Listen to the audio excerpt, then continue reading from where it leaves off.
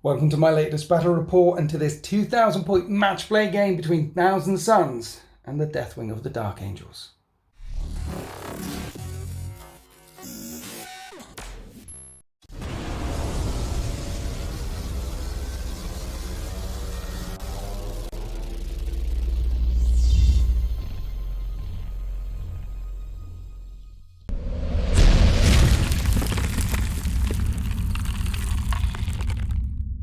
Today on the channel we'll be fighting on the edge of a ruined city that fell long ago. Trees have returned to this war-torn landscape out beyond the edge of the ruined city walls, and inside just ruins and craters.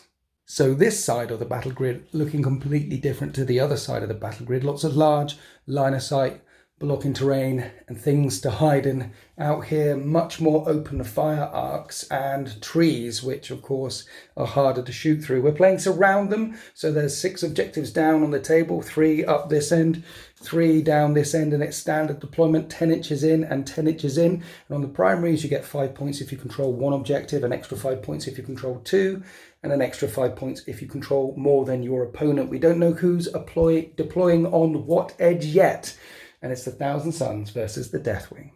Now, the last time I played my Deathwing against a large psychic army, a large mortal wound output army, I lost. So I'm running it again. Maybe mortal wound output is the Achilles heel to my Deathwing list. And testing this theory out is Stylus. Say hi, Stylus. Hi, Stylus. Welcome back. Thank you. Nice to be back. This is actually the first game, I don't know when it's coming out, but this is actually the first game I've played since, the first competitive game I've played since I've returned from No Retreat.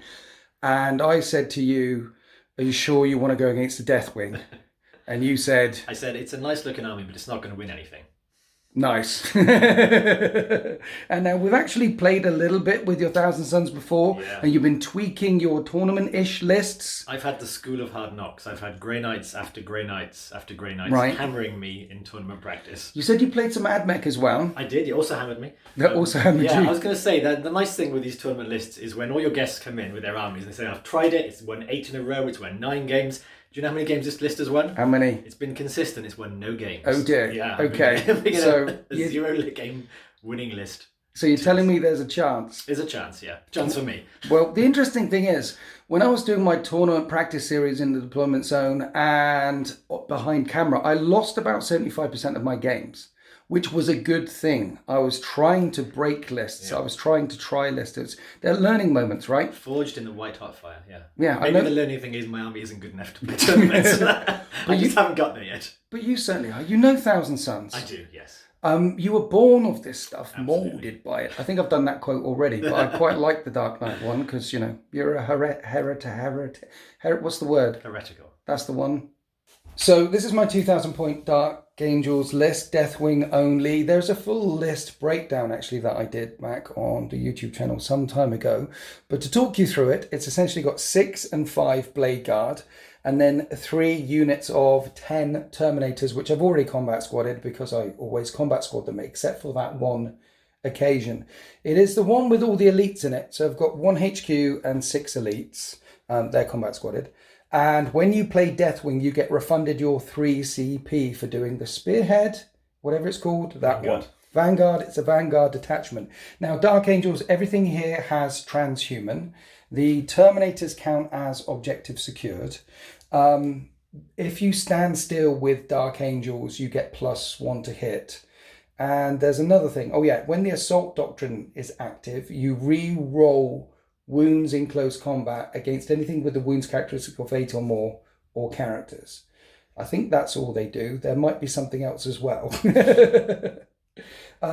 Leading the charge actually is this Chief Apothecary with Selfless Healer, and I've paid a CP for the Watched Warlord trait, which is a once per battle deny the witch, which you don't have to roll for, and is across the width of the table. So if you do a power, I can just turn it off, right? I'm very interested to see which one of my 10 powers a turn you're going to decide is the crucial one to switch off. Well, honestly, he is there. I'd rather spend the CP and have watched and not need it than not spend the CP and need it. And so he's there to deny a null zone or a hex or something like that. Yeah, or a Vortex of Doom or something like that. But it's good to have, because if you have an army that leans on psychic powers, it's usually one you really want to get off. Yeah. You can just stop it. It just throws a spanner in the works. Yeah, and at match play levels, I'll probably use him to deny, I hope to use him to deny a power that might get you some points.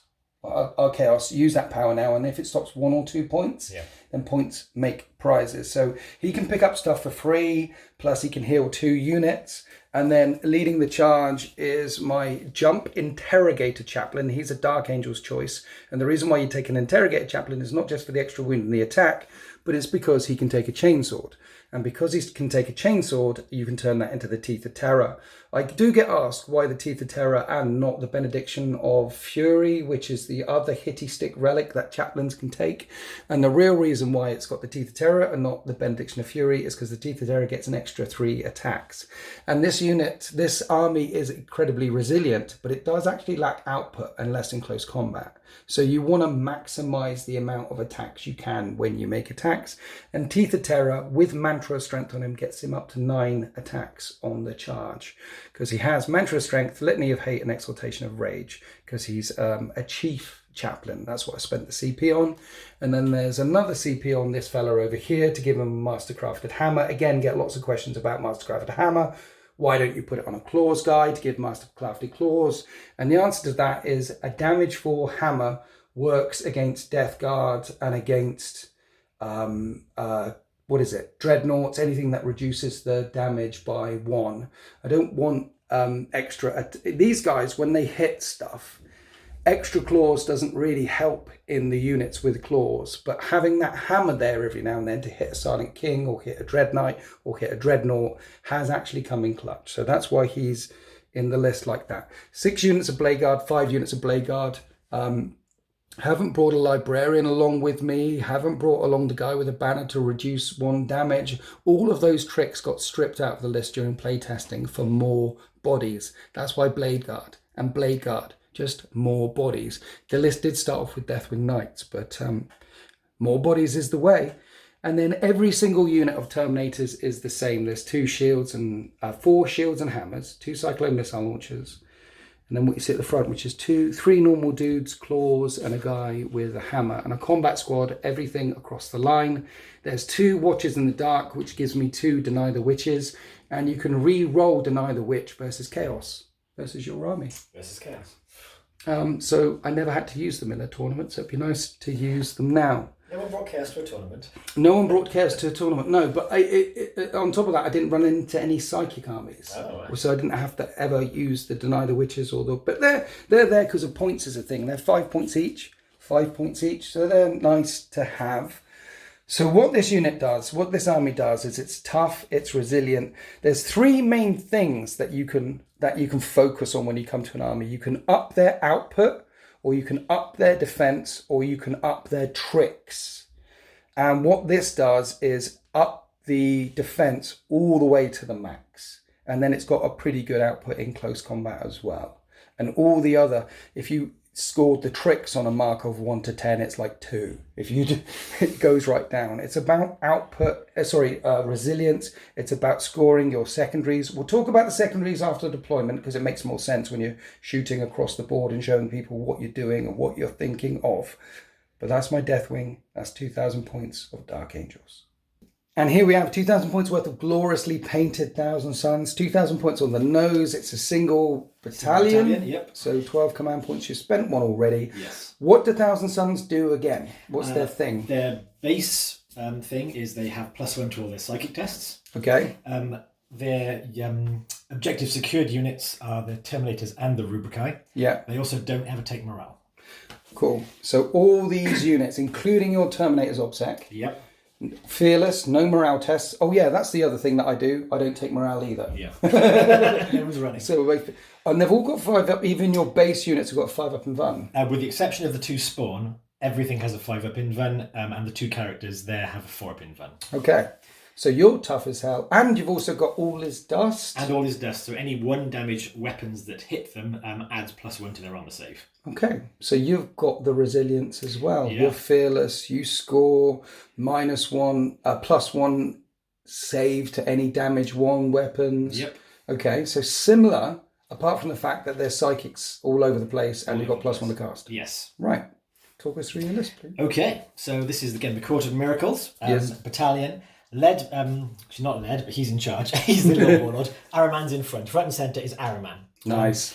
I won't go through all the psychic powers. I've got a lot in all different places. Yeah, they'll come up as we go through. There's 18. I think I've picked about 16 of them, so we'll get through them. 1 minute. You've got 18 powers to pick from. What's that? And there are 2 different psychic trees. Yes. Of 9 powers each. Yes. Plus, I get the cult power for free on each of them. Right. Plus smite. So there's a lot. There's a lot. Yeah. Okay, yeah. Well, they'll come up in the... What cult have you picked as well? Cult of Time. What does Cult of Time do? This is currently the one I'm working with. Cult of Time is the resilient one. Okay. Because its special power is you can time flux and return a model to the unit. So they all know the Cult of Time as well as Smite. They all know Cult of Time and Smite, except for Araman, he's not a cult model. Right. But they're Cult of Time, Smite, and their extra power for these guys, so they know 3 powers. Yeah. And two extra powers for him, and an extra power for him, plus his little rituals. Yeah, it's like Grey Knights. Grey Knights, everyone knows Smite and the Brotherhood power, and then the other powers. Yeah. And everyone here knows Smite and the Brotherhood power, and then their other powers. Yeah. And so your Cult Time, your one is, I put a model back. You can put a model back, and so you can put a Terminator back, you're getting an awful lot of resilience out of those Terminators. Yeah. There is also a strat where if a unit scores a natural 9 or more when it casts, you can pay a CP and put a model back. Whoa. So you could put 2 back in this squad? Yeah, if I cast above a natural 9 to do that, and there is a way to cheat with it, which if it comes to it, I may come to it. Because it was in the FAQ. Yeah. You know smites go up 1, 2, 3, 4 each time you try and cast. So on the 5th smite, you would need a 9 to cast it. Yeah. And then you can pay with my my Cabal points to cast that spell at its base casting level. Right. Which is then 9. Okay. Which was in the FAQ. They said, yep, you can do this. You can do that. So if I wait until these guys cast on the 5th smite, pay the Cabal points, they then automatically cast on a 9, I then pay a CP to put another one in, and I can do Time Flux and put another one in. So Time Flux is the Brotherhood thing. Time Flux will go in on any unit can get these back. And then CP to put another one in. Yes. Nice. So Cabal points as well, because you've got +1 to cast. Another thing that Thousand Suns do is there's a chart that you've got which helps them cast better, and that's Cabal points. That's Cabal points. Each unit will contribute a Cabal point. Sorcerers contribute more. Icons of Flame that are scattered around give me an extra one, and they help me add to my cast. They can make a power undeniable, which is interesting how it will work with yours. I think I can make your auto deny not work because I have powers that say it cannot be denied. Yeah. So things go off like that. I can make a smite go again if I want to with the points. Nice. So there's things that can happen there. So, nice. So at first when I saw that, actually, the Cabal points, I thought, actually, this seems really complicated. Yeah. But on reflection, it's not really, is it? No, because you can only use a Cabal power on 1 unit per phase. Yeah. Psychic phase. You can't just keep on loading up. You use them pretty quickly because they're not cheap. You know, like 7 points, then you've got half your Cabal points. Yeah. And I think they make it sing more than any other additions to the Codex. Yeah. It's the Cabal points because you really need to get your psychic powers off. Yeah. So you cast when you think, I've missed it by 1. That's happened to me a lot in 8th edition. Yeah. The idea that I'll just take 3 Cabal points and I'll make it happen is brilliant. Yeah. Yeah. Yeah, it's a way of helping you get your psychic stuff off better. That's simply what it is. Yeah. There's a table, look on the table, and after only a couple of games, you're saying, oh yeah, it all slots into place. Yeah, and there's the Cabal points that give you an extra command point if you want it, so you can keep it in reserve. Right. Because this is a command point hungry army as well. They use it a lot. So yeah, there's I've not struggled with that. I thought I would, but actually, no, it's pretty good to work with. So we have a resilient psychic army, which has bonuses to cast and bonuses to manipulate the psychic table. Yes. Nice. And then you've picked the cult that can put more models back in to make it even more resilient. Yeah. I love it. Right, back to Araman. Back to Araman. So he's not in charge, but he's the head man. He is basically just like an Exalted Sorcerer. He's on a disc. He's got a 4-up save from his Invan. Yep. And he has 3 powers, can cast 3, deny 3 won't come into it. Cast 3, deny 3. Cast 3, deny 3. Nice. Yeah, and he can re-roll the tests. That's his thing as well. So he's in there because I had the points and he is a more reliable version of him, who's my Exalted Sorcerer. So Exalted Sorcerer, 3-up armor, 4-up Invan, flies around on his disc. He knows, again, 2 powers plus the Time Flux and the Smite. Yes. I've spent money on him and points. So he's the Warlord. Okay. And his Warlord trait is Immaterial Echo. Right. If I cast on a natural 9, I get to cast another power for free. So it doesn't come into my limited of 2 powers cast. Okay. And that power cannot be denied. Ooh. So it's a nice way of getting another spell off. And on top of that, his relic is called the Athenian Scrolls. Right. Athenian Scrolls. That is, at any point in the battle, I pick one of my powers and I roll 3 dice and pick the best. Right. So I pick a power and I'm more likely to get that natural 9, which means I'm more likely to get off that extra power. Cool. And also there are spells, we'll come to them. If you cast them on a 9, they're more devastating. Instead of doing mortal wounds on a 6, they'll do it on a 5. So I'm fishing for those natural 9s whenever I cast stuff. So it's fishing for mortal wound output. Oh Sounds yes, like to me. there's 7 units and 3 psychers, and that's a mortal wound output. This is a lot about kicking out mortal wounds. Okay. I've not usually done the mortal wound train before, but I know what your army is, so I want to try that out. Well, yeah, if this breaks that, I want to see it. Yeah. Yeah? You Okay. asked me to bring the scissors to the paper. Yes, please. Or the rock. Who's this fella? I haven't finished with him yet. Oh. He's been given the relic, the Hourglass of Manat. Which Right. means when he's killed, he gets up in the next phase on, I think, D3 wounds. It's a resurrection. He auto gets up? You Auto don't have to gets roll up. for it? No. You have to roll for Guilliman to get him up. This is the Cult of Time special relic. You have to roll for Saint Sabbath to get her up. Well, they should have joined the right team, then they wouldn't have to roll anymore. They just, in the warp, back out of the warp. He again. just comes back the up. warp spits and back out again. Not really. Right, so I've got to kill him twice. You do, yeah. Nice. Okay, and Yes. to have that, so you've given the relic the Athenian scrolls. Yes. To have the Hourglass of Manat, I had to give him a command ability, which is you pay extra points and they get stuff. Right. His command ability is Dilettante, because he collects relics, so it's 35 points, so he can take the Athenian scrolls and the Hourglass of Manat, and it doesn't cost me a CP to do Got that. both relics. 2 relics, and I don't pay the CP to get the second relic. Because you're so CP hungry. Yes. You want to hold on to the CP. Yes. Okay. But also, I'll come to the reason why I choose my secondaries. I needed him to be a certain amount of points. Right. So I threw things in him to get him up to a certain level. We can mention it now. You're Yeah. taken to the I'm last. taken to the last, and my most expensive units are Araman, the Sorcerer, and the Terminators. Yeah. So they're tough, because I can put units back in, and they got the invent save and there's 3 wounds, so they can withstand punishment. Yeah. And these 2 are on discs and they're characters, so I can keep them out of trouble. You can hide. They can hide. If I didn't spend it on him, he would have been the 3rd most expensive, and you can just shoot missiles at him and get rid of him. Yeah. So he needed to be the most expensive, the 3rd most expensive thing. Okay. And with the command things and the stuff, you can actually make that happen. So to the last is, if these 3 units are alive at the end of the game, you get 15 points. It's 5 VP per survivor unit. Yeah. So if I kill 1, I'll deny you 5 points. Yes. And killing these is going to be really tough, as we've just discussed. And killing characters that can be like that, and therefore I can't target them, is going to be really tough. Yes. Your nemesis would be sniper weaponry. Yep. But sniper weaponry currently isn't high in the meta because the bodyguard rule is everywhere. Yep. So people aren't bringing many snipers these days. No. And I suppose I could say I could just hide them out of line of sight. Yeah. Because they don't need. The thing with 1,000 Suns, why I'm quite attracted to the last is whenever I've played these games in any edition, I want to keep the sorcerers alive. They're the engine of the unit. Yeah. So I don't want them to go in danger, and I don't want to lose them. So this forces me to look after the sorcerers, and I want to do that anyway. Right. So it synchronizes quite nicely. That's a beautiful thing. You're building your list around your playstyle. It's also quite narrative, because sorcerers throw everything else forward and they want to live. So that is what the 1,000 Suns are about. There are a couple of sorcerers, and everything else is fodder. Yeah. Nice. Right. Okay, moving along to the External Master. He is expendable, but he has got some pacts. It's like a chaplain's litany. Yeah. He will cast off on the command phase. Likes the spells, give me stuff to do, and I've spent the CP to give him the extra relic. Right. His was the relic plus the dilettante. This is the actual extra relic strat to give him the umbralific crystal, which is the teleportation one. I choose a unit within 6 inches, pick it up in the command phase, and deep strike it back in. Yeah. It gives a reasonably slow army some good movement possibilities. Yeah. Infernal Master's basically the chaplain thing. On a 3-up, he can buff something, but it's only one thing, right? It's only one thing, yeah. Do you get to choose from all the 6, or have you picked it? I've picked. You can choose 2, and Right. you can only cast one of them. Yeah. So that will come up in the battle. Yeah. And then he's got a relic that he can point at. So that teleportation thing, is that once per battle? Once per battle. Does he go as well, or does it point at another unit? He can point at himself, but it's just himself, or it can be another infantry unit. So he can teleport himself or another infantry unit once per battle, Yes. redeployment 9 inches away from an enemy. Yeah, same deep strike stuff. Okay. He's I like also a it. psychic, so he's got the psychic stuff too. Okay, so it can cast as well. Yeah. So I like it. Any redeployment options in this edition is very powerful. Yes. Right. Troops. Troops. So 6 squads of Rubikai. Yes. All of them are slightly differently kit out, because everything is WYSIWYG, so I can remember it better. Right. Because all I really care about is objective secured, all is dust, and having a psyker in it. Everything else is just extras here. Okay.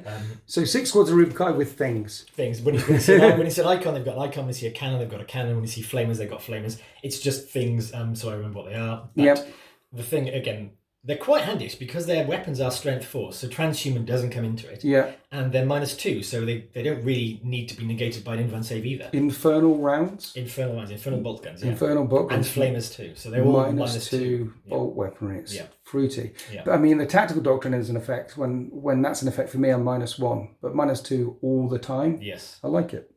Right. So that's what they do. So these ones are reinforcements from the Black Legion. We needed help, so we called in the brothers. Well, you were telling me off camera that the reason why you painted some black is because if you do end up running 2 detachments, then you can run this as a separate attachment, and you know who's in what attachment. Magic, and that's easy to remember. Yeah. And black Rubikai look cool, mind you. Blue and gold Rubikai look cool, mind you. Even the old school red and gold ones look really cool. I do. They're my favourite 40k unit to paint. Are they? These are just the paint's still wet on them.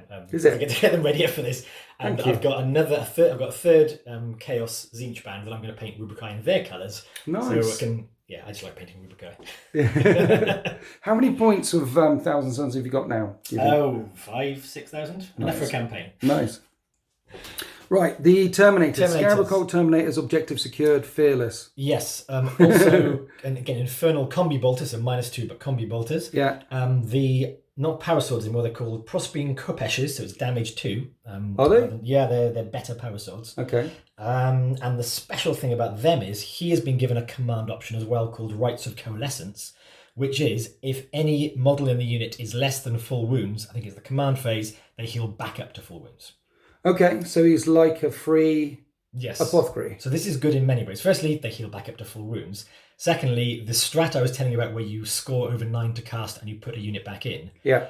If you've got a wounded unit, it just heals it up. Only if you've got everyone else fully wounded when you do that 9, you put it back in. So when you get that 9, you want to make sure no one is on half wounds. You want to make sure so it all synchronizes, heal them up, get the guy back in. So this is as tanky as I can make this. As tanky as you can make it. It's also worth noting that although they have a 5-up invulnerable save, there is a way to give them a 4-up invulnerable save. There's also a way to give them -1 to hit. There's a way to give them -1 to damage. -1 to damage. You can make this unit tanky AF. I've never had a competitive list I've written yet that didn't have 10 scarabs because even though 5 and 5 give you the versatility, you throw so much on one unit, it's a force multiplier.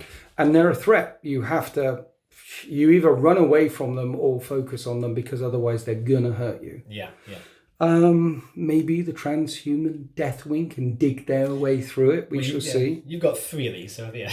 Yeah. Tough Terminator units. Well, I mean, with your spells, your unit here is tougher than mine. Mind you, I've got transhuman, you hasn't. Mind you, you don't care about the transhuman because of all your strength 4 stuff everywhere. Yeah, it's interesting. It's going to be interesting. Mutalith Vortex Beast. Why him and not a Defiler or something? Him and not a Defiler. I don't know about Defiler's points. Basically, in what I've been running as a kind of an all-comers tournament list, I would have Last Cannon Hellbrute, something to give me long range, because this is a very short-range army. It's Smites are 18, their guns are 24. There's not a lot that can reach out and touch, so I want some Last Cannons to just deal with stuff at the back. But I knew your list didn't have that part, or it had missile launchers, but I can't get to them anyway. And you've got transhuman, and you've got the Invan. Heavy weaponry was useless. He does mortal wound output, so I want to put him back in and see what he's like as even more mortal wounds. You have smite, mortal wounds. Yeah. So yeah. A couple of rhinos for your troops. Yep, combi melters and whatever you get. Combi melters? Just because WYSIWYG. So and then rhinos are good in Thousand Suns because they have a 5 invulnerable save. They do, yeah. Because everything with the heretic status keyword has a 5-up invulnerable save. Yep. So they have rhinos. See, it's interesting because your rhinos are the same cost as a Death Guard rhino. Yes. Death Guard rhinos don't get disgustingly resilient. Quite right too. But you get a 5-up invulnerable save. Yes. For the same points. I know. That's good. It's nice. And you brought along 2 spawn. 2 spawn, yes. Why 2 spawn? Why didn't bring more? Because that's all the points I had left. They're basically, because I'm taking engage another secondary, if they can scamper into another corner, or you deal with them, they're just 23 points off. Well, I could get me 2 victory VP, so... Are they infantry? They're beasts. They're beasts, not infantry. So they can't do much except for just be in a different table quarter. Yeah. Or sewn out in corners, things like that. Yeah. Yeah, so they're useful at match play levels. Yeah. If you've got them with lots of deep strike, pop them in your rear quarter and screen that out. So what you've brought is a incredibly resilient Thousand Suns list with a high amount of mortal wound output and with lots and lots of objectives secured. Yeah, I hope so. What could possibly go wrong? One final shout out. I knew this was going to be a rough tournament list, so I went to the most competitive tournament cheeseman I could think of, and that was Brapscallion. So he gave me this for the Hobby Apocalypse. This is my old school Thousand Suns Sorcerer. He's lead. He's lead. He's a proper old school. I painted him up just for the occasion as well. He's lovely. He's very short, which is why he's on a base. But I don't know if you knew Brapscallion went through a tournament, nice friendly one. He smashed everyone, walked away with a trophy. So yeah. He's dead-eyed, ruthless. So yeah, I thought I'll need that kind of luck rubbing off on me. So here we are after deployment. If you hear some grumbling noise in the background, there's DIY happening just outside. Now, before I go any further, I want to mention my litanies. I know Litany of Faith will give me a 5-up shrug to mortal wounds, but I'm not tailoring my list for this battle report. I'm sticking to the 3 that I normally pick with my Chief Chaplain. This will be a good play test, because against the Grey Knight list, I really needed Litany of Faith. And if against the Thousand Suns, I really need Litany of Faith, then going forward, I'll probably drop Exhortation of Rage and put the Litany of Faith aura in. Because it is if you get it off, 6-inch aura provides you with mortal wounds, 5-up shrug mortal wounds. So that might be a thing that comes into my list in the future, because when you go to events and things, you have to have your litanies pre-picked, you see. Okay. So that's only going to come out against Grey Knights and Thousand Suns. So how often might I need it? And if it is the difference between getting slaughtered horribly or winning a game, then it's something I might need to put in. So combat squadded. There's 5 punchy guys, 5 shooty guys. 5 punchy guys, 5 shooty guys, 5 punchy guys, 5 shooting guys. And my Blade Guard are hiding in this objective here. And my secondaries are Stubborn Defiance. I pick an objective in the command phase and a unit to hold it. And if that unit still holds it by the end of the game, I'll get 15 points essentially. I've got Oath of Moment, so I want to get into the center and kill characters and monsters and vehicles. But also, I don't want to fall back. Now, I have to pass a leadership test to fall back. I never fall back, basically. So that's my points, Oath and Stubborn. And this army tends to do quite well. And the other thing I could have picked, because I have no Psychers and you have lots of Psychers, is Abhor the Witch. But I know how resilient your army is. So for every Psyker unit I kill, I would get 2 points. If I kill 5 of them, that would be 10 points. And I honestly, looking at how resilient your army is, don't think I can get those 10 points. Plus, also, if I do go for Abhor the Witch, it's an easy counter. And you can counter it by staying away, because my army isn't that shooty. And therefore, get me all the way down to 4 or 6 points. Yeah. So instead, I've gone for banners. Raising banners here, and hopefully on one of the ones in the center as well. So I want to hold one of my key objectives, get in the center and get banners. Essentially, to max out, I don't have to kill the Thousand Suns at all. But the Thousand Suns, we've already mentioned you've got 2 the last. Yep. And you've got Rod and Engage. Yes. So retrieve Octarius Datas, you need to do actions in all 4 quarters to get a maximum of 12. Yep. And Engage, get in all 4 quarters to get extra points. And with that in mind, you've already spent a CP on what now for these guys? Risen Rubricae. Risen Rubricae. Thousands of years ago, the Thousand Suns knew they'd be fighting here, so they buried 5 of their rubrics under the rubble of the building. Right. It's probably a nice building then, but they knew it would get leveled, they knew it would be dust, and now the time has come, up they come through the ruins. Okay. Risen. And they're behind a ruin, so I can't shoot them unless they actually enter the ruin, or I come all the way around here. And I think the idea is if you go first, you can just walk forward, you'll get your Engage, get your Rod points straight away. Yeah. Is that the plan? Yeah, they're kind of sacrificial, so yeah. Okay, well, they had a plan thousands of years in the making. Let's see if you manage to pull it off. Yes. But down in the ruins, apart from them, this is all you have. Yeah. A bit thin, yeah. But so a couple of spawn, just to, again, run forward and get engaged or just stay hidden. Yes. On this objective, 6 Rubricae and the Infernal Master. So it's a fairly weak flank. But I do have, on the other side of the building, over here, Rhinos filled with 2 Rubric squads. So if I need to reinforce, my thoughts are bust out sideways, go through the ruins with the squads and reinforce around here. Okay. So it's weak. Yeah, they can deploy and go. Yeah. Yeah. So is that 5 and 5 and 5 and 5? There's 20 guys in those 2 Rhinos. Yes. Okay. So they're packed with rubrics, so they can again go forward. But I'm thinking I don't want to go too far forward, given what you've got. So maybe these Rhinos are a screen, and the infantry bust out either side and just reinforce the line. Okay. So that's what they are. Then big blob of scarabs and the 2 characters. So this is kind of the last blob here. Yeah. And the Meatlith again. Sitting on the objective for the moment. Right. Hopefully he's not going to get him turn 1. I want to get away from him because he tends to blow up with mortal wounds. So he's as scary to me as he is to you. Does he blow up on a 4 or something? Something like that, yeah. He's a bit volatile. So if I kill him in turn 1, he could hurt some of your stuff. There are, yeah. There's some, again, he's got a 5-up save and he's got like 14 wounds. So right. You have to try some, but he's quite doable. And there are some strats that you can siphon power to heal your guys and make him more powerful. Right. Like, why you'd want to put any of your guys near him to do that, I don't know. Okay. I can definitely hear that noise in the background of that DIY. That's Hopefully my working. Camera doesn't pick it. Right, okay. So mainly in the middle, but with ability to go right and left. Where is the crystal that allows you to redeploy once per game? This guy's the Emblific Crystal. It's out on the flank. If things get really dodgy, he can jump himself out of there. Okay. But yeah, I mean, the idea was he could use these to get the squad somewhere they need to be. But he doesn't pull units to him. No, he goes himself. But he goes himself or points at a unit near him. Yes, it's in the command phase. You pick up in the command phase either him or another infantry unit, and then they can drop down like a deep strike. Okay, because you're not. I've got 20 plus models in the ruins because ruins. Terminators in cover. Mind you, having said that, Thousand Sons in cover are. I've got a 0-up save as well. You've got a 0-up save as well. So we're ready to roll off to see who gets to go first. It's not a choice. Whoever gets the highest goes first. I need a dice. What do the tides of the war? See, I wouldn't object to going second because I know you've got Oath, and I'd rather have the chance to push you out the centre. My army is designed around going second. Well, let's find out. Second. So this dice means a lot then. Good luck. 6. Whoa. 4. I'll have to go first tonight. Thousand Sons, third one.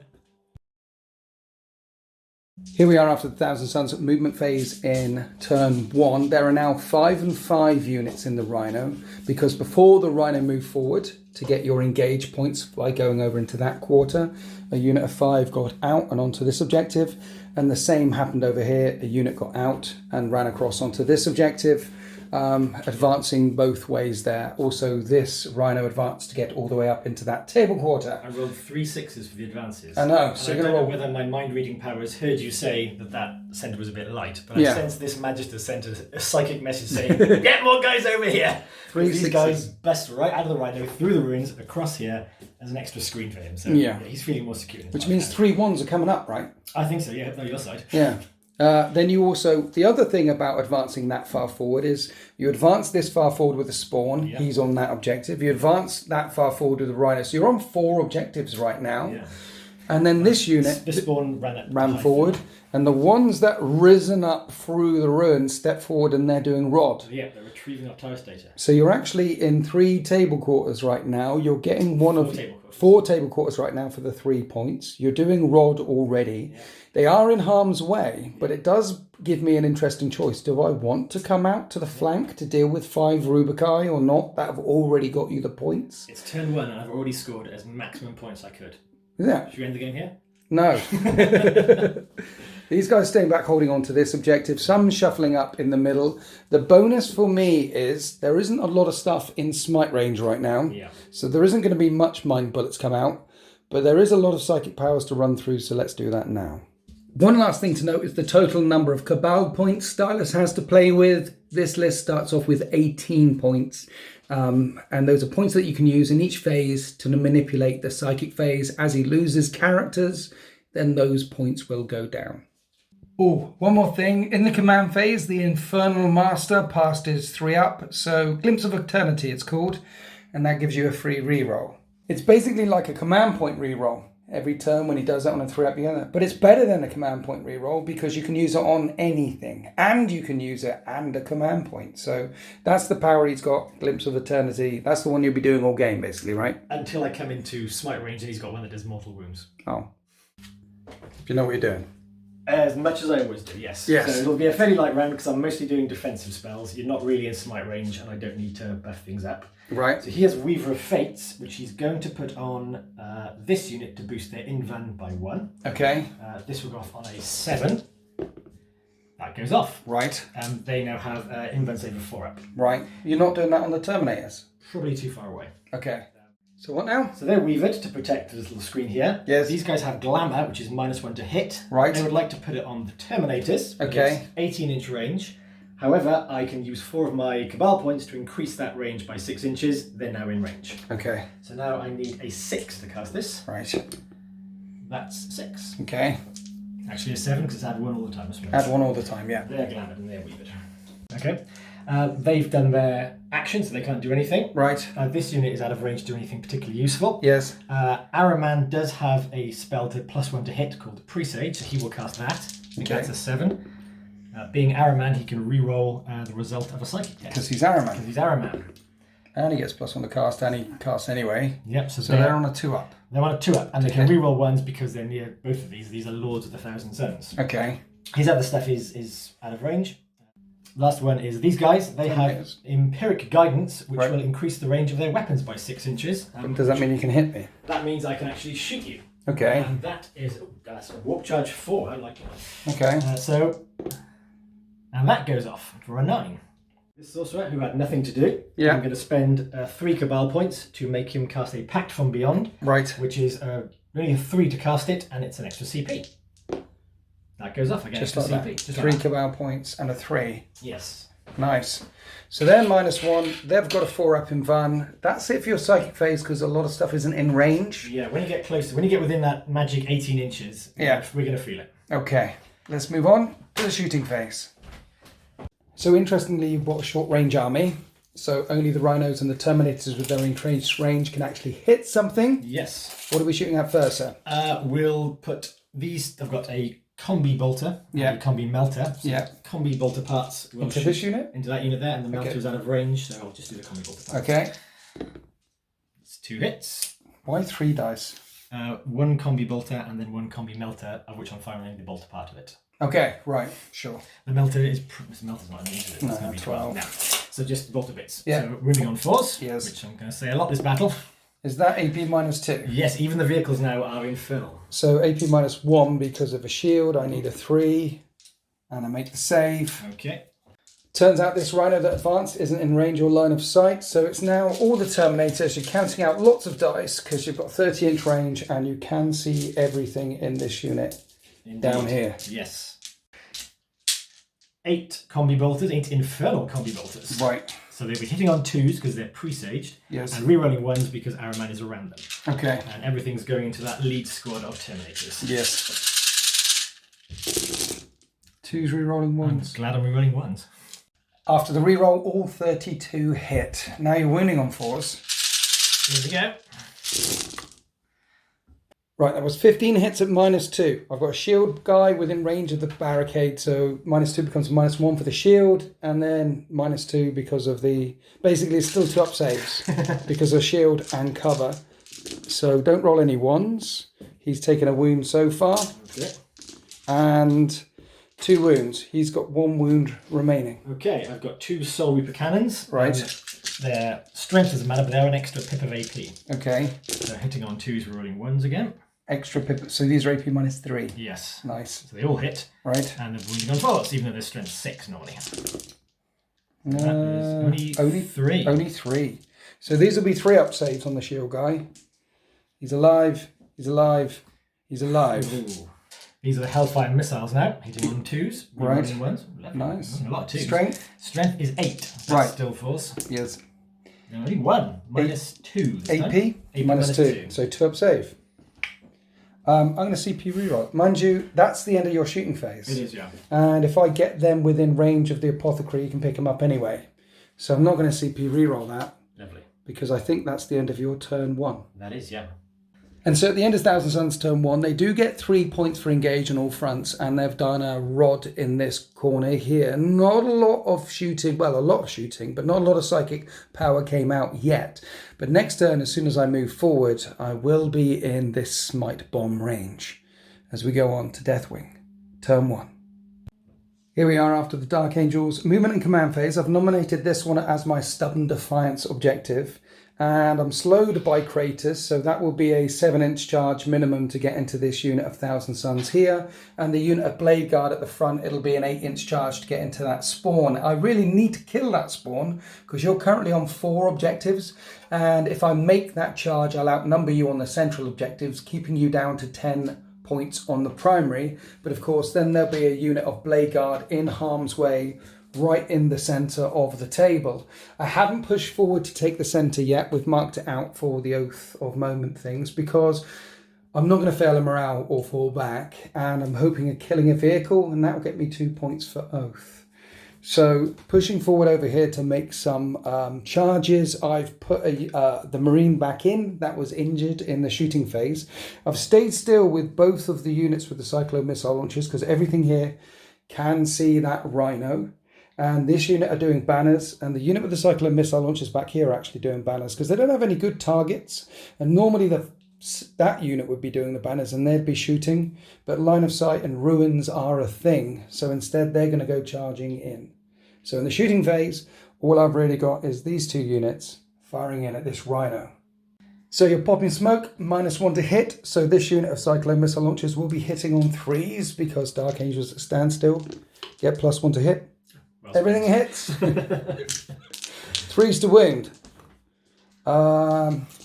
I'm thinking about CPing already. I won't. I've got 4 more shots coming in. Okay. So that's 2 5-up invulnerable saves. You make 1. Make 1. D6 damage. 5 damage. It's halfway there. This unit will be firing through the trees, so they're hitting on 3s. The smoke doesn't affect them because you can't go up or down and the modifiers more than 1. Actually, no. They would normally hit on 3s. I go down to 2s because I stood still. I'm on 3s because of the trees, and then I'm down to 4s. That my actual ballistic skill is a 3-up, so it does put me down to 4-up because that isn't a modifier of more than 1. If you say so. I'll take that's how. No, that's really how that works. Yeah. So I need 4s to hit you, and now I'm thinking of CPing, so I will CP. Yay! I need 3s to wound you. I only wound you twice. 2 5-up and buttons. And you boxcars them, and I don't blow up the Rhino, which doesn't get me a point. Oh, I forgot. There is Stormbolters here and Stormbolters there. We'll do them. Yep. So yeah, the Stormbolters fired in, chipped another wound off of it. That's the end of my shooting phase. Now we need to do some charges. Coming over here to this unit of Deathwing, charging your 1,000 Suns. Would you like to do anything, sir? No, thank you. I need a 7. And that's a 4. I'm not going to CP reroll it. Do I? Because I need the 8 here, you see. I should have done them first. Yeah. Mistakes were made. Because I really need the 8-inch charge to get onto that objective. I should have. Faith? Can the Emperor give you that 8? No. I'm going to hold. There's just a unit of 1,000 Suns. How bad can they be? Who can say? Who can say? So instead, let's charge the spawn. I need an 8. See, now I need my CP reroll. Okay. I need this, otherwise you're going to get 15 points in the primary. Yeah, 3rd time's the charm. There we go. Boxcars, we're in. Right, I've got a good 12-inch charge, so we end up like this. I'll explain in a minute after I kill this spawn. I hit you on 3s, only 2 are in close combat. Oh, that's not dear. 3s. Right, okay. I'm strength 5, your toughness. Toughness 5. But I've got exaltation of rage off, so +1 to wound, so I'm wounding on 3s. Yes. And that's AP -2, -3, 2 damage. Well, that's just enough to kill him. Right, okay, good. Just, despite that horrific dice rolling. And the reason why I put them there is because when I consolidate and pile in, I'll be closer to the Rhino, and I'll be able to get this unit wholly within 6 inches of the center, which is that little token that we put down there. Then I consolidated into the Rhino. It fought back and didn't cause any damage. The reason why I've done that is because I don't want the Melter and the Bolters firing at me. Next turn. That gets me 3 points for Oath as well. I'm wholly within 6 inches of the centre, and I haven't failed a morale and fell back. So that's 3 points each. Yep. I'm also within range of that objective with that charge. Mm. So you're on 3 objectives, I'm on 3 objectives, which will get you 10 points to the primary. So basically turn 1, we didn't kill very much. I killed a spawn, you killed a Terminator, I put it back. You got 3 points to go. A charge over here would have been very nice to clear them away. They're going to be trouble. And my Blade Guard right up the centre of the board, well, they're going to get smitten to hell right now. Yeah. Let's find out just how much psychic output the 1,000 Suns can do in turn 2. So here we are after the 1,000 Suns, movement phase and command phase. The infernal power from your master failed. It did, yeah. You get 10 points on the primary, making it 13 points to 3. Yes. And there's a shift forward. Was there any advancing anywhere? There was no advancing. No advancing. No. This unit got out of the Rhino and they're rodding. They're rodding, yeah. So they're in They're in danger. They are. But you've got to catch all them Octara status cards. Yes, but that means you'll have the Octara status done there, and those are the hardest ones to get, both in my table quarter. Yes. And you're in that table quarter, and you're in that table quarter with this unit down here. Yeah, they pulled back a little bit. Again, I don't want to leave the table quarter because it's worth a VP to me. And if you're going to come at me, you're coming at me. But this is a unit I thought I'd lose last turn. so they're a bonus. And do I want to charge to the edge of the battle grid to try and get rid of them? I'm not sure. The spawn lurking, ready to engage maybe next turn if they die. I like it. So you've got layers of scoring possibilities. Yes. It's like you thought about this. Over here, mostly just holding this objective. This unit came forward a little bit because I got eyes on the Blade Guard, so they can throw out some smites. These guys will do defensive and auxiliary powers. Okay. And then the Rhino broke out of combat and the unit inside got out. That's right, yeah. The Scarab Cult and Arrowman again moved forward, just walked forward. They're not on the objective, but this bad boy is. Right. And then these guys get holding it. So the amount of psychic stuff about to come, can you kill a whole unit in one psychic phase? I've given you my guarantee it will happen. The Stylus guarantee that this 18 wound transhuman blob will be gone at the end of the psychic phase. Oh, at the end of the game phase, because his mortal wounds are in the shooting phase. So right. I'm counting it all as one big mortal wound mind bullet blob. Well, let's do that now. Okay. Ready to rock and roll? We'll do a cheeky smite from this guy into the Blade Guard. Okay. Needing a 5, actually a 4 because of the +1. Yes. Ooh. Is that a super smite? That is a super smite. Does that mean? So I will pay my 1 CP to avoid that. What do you mean? There's a stratagem called don't take perils. It means I don't take perils. Don't take perils, Yeah, okay. I can't look at it, but that's what happens. So that It is does D6 to them. That was a good start. I'm not going to bother doing that. Wow. We killed 2 Blade Guard. The Stylus stamp of they will be gone at the end of the mortal wound phase. There you go. You can take that to the bank. Yes. Where else are we going? This unit we're only ever going to smite. That was pretty good. They'll smite as well. Okay. So 4 becomes a 5. Actually, no. If I can use them to command point farm, I can use these guys to Weaver. So they're my backup command point. So these guys, I'm going to do something called Dark Blessing. Dark Blessing. Dark Blessing. Okay. May not work, but I've had a good run so far. Right. I pick a unit. It's a warp charge 8. Yes.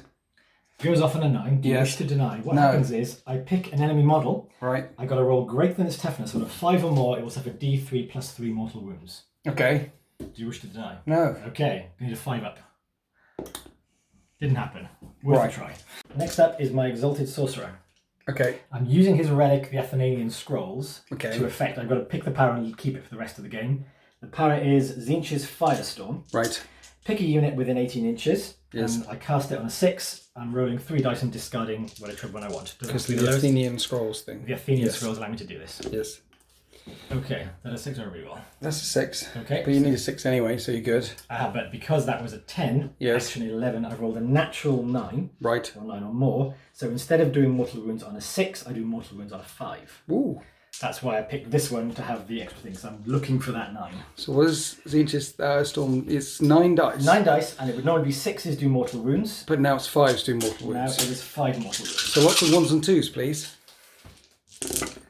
That is 2 mortal wounds. Just 2. Okay.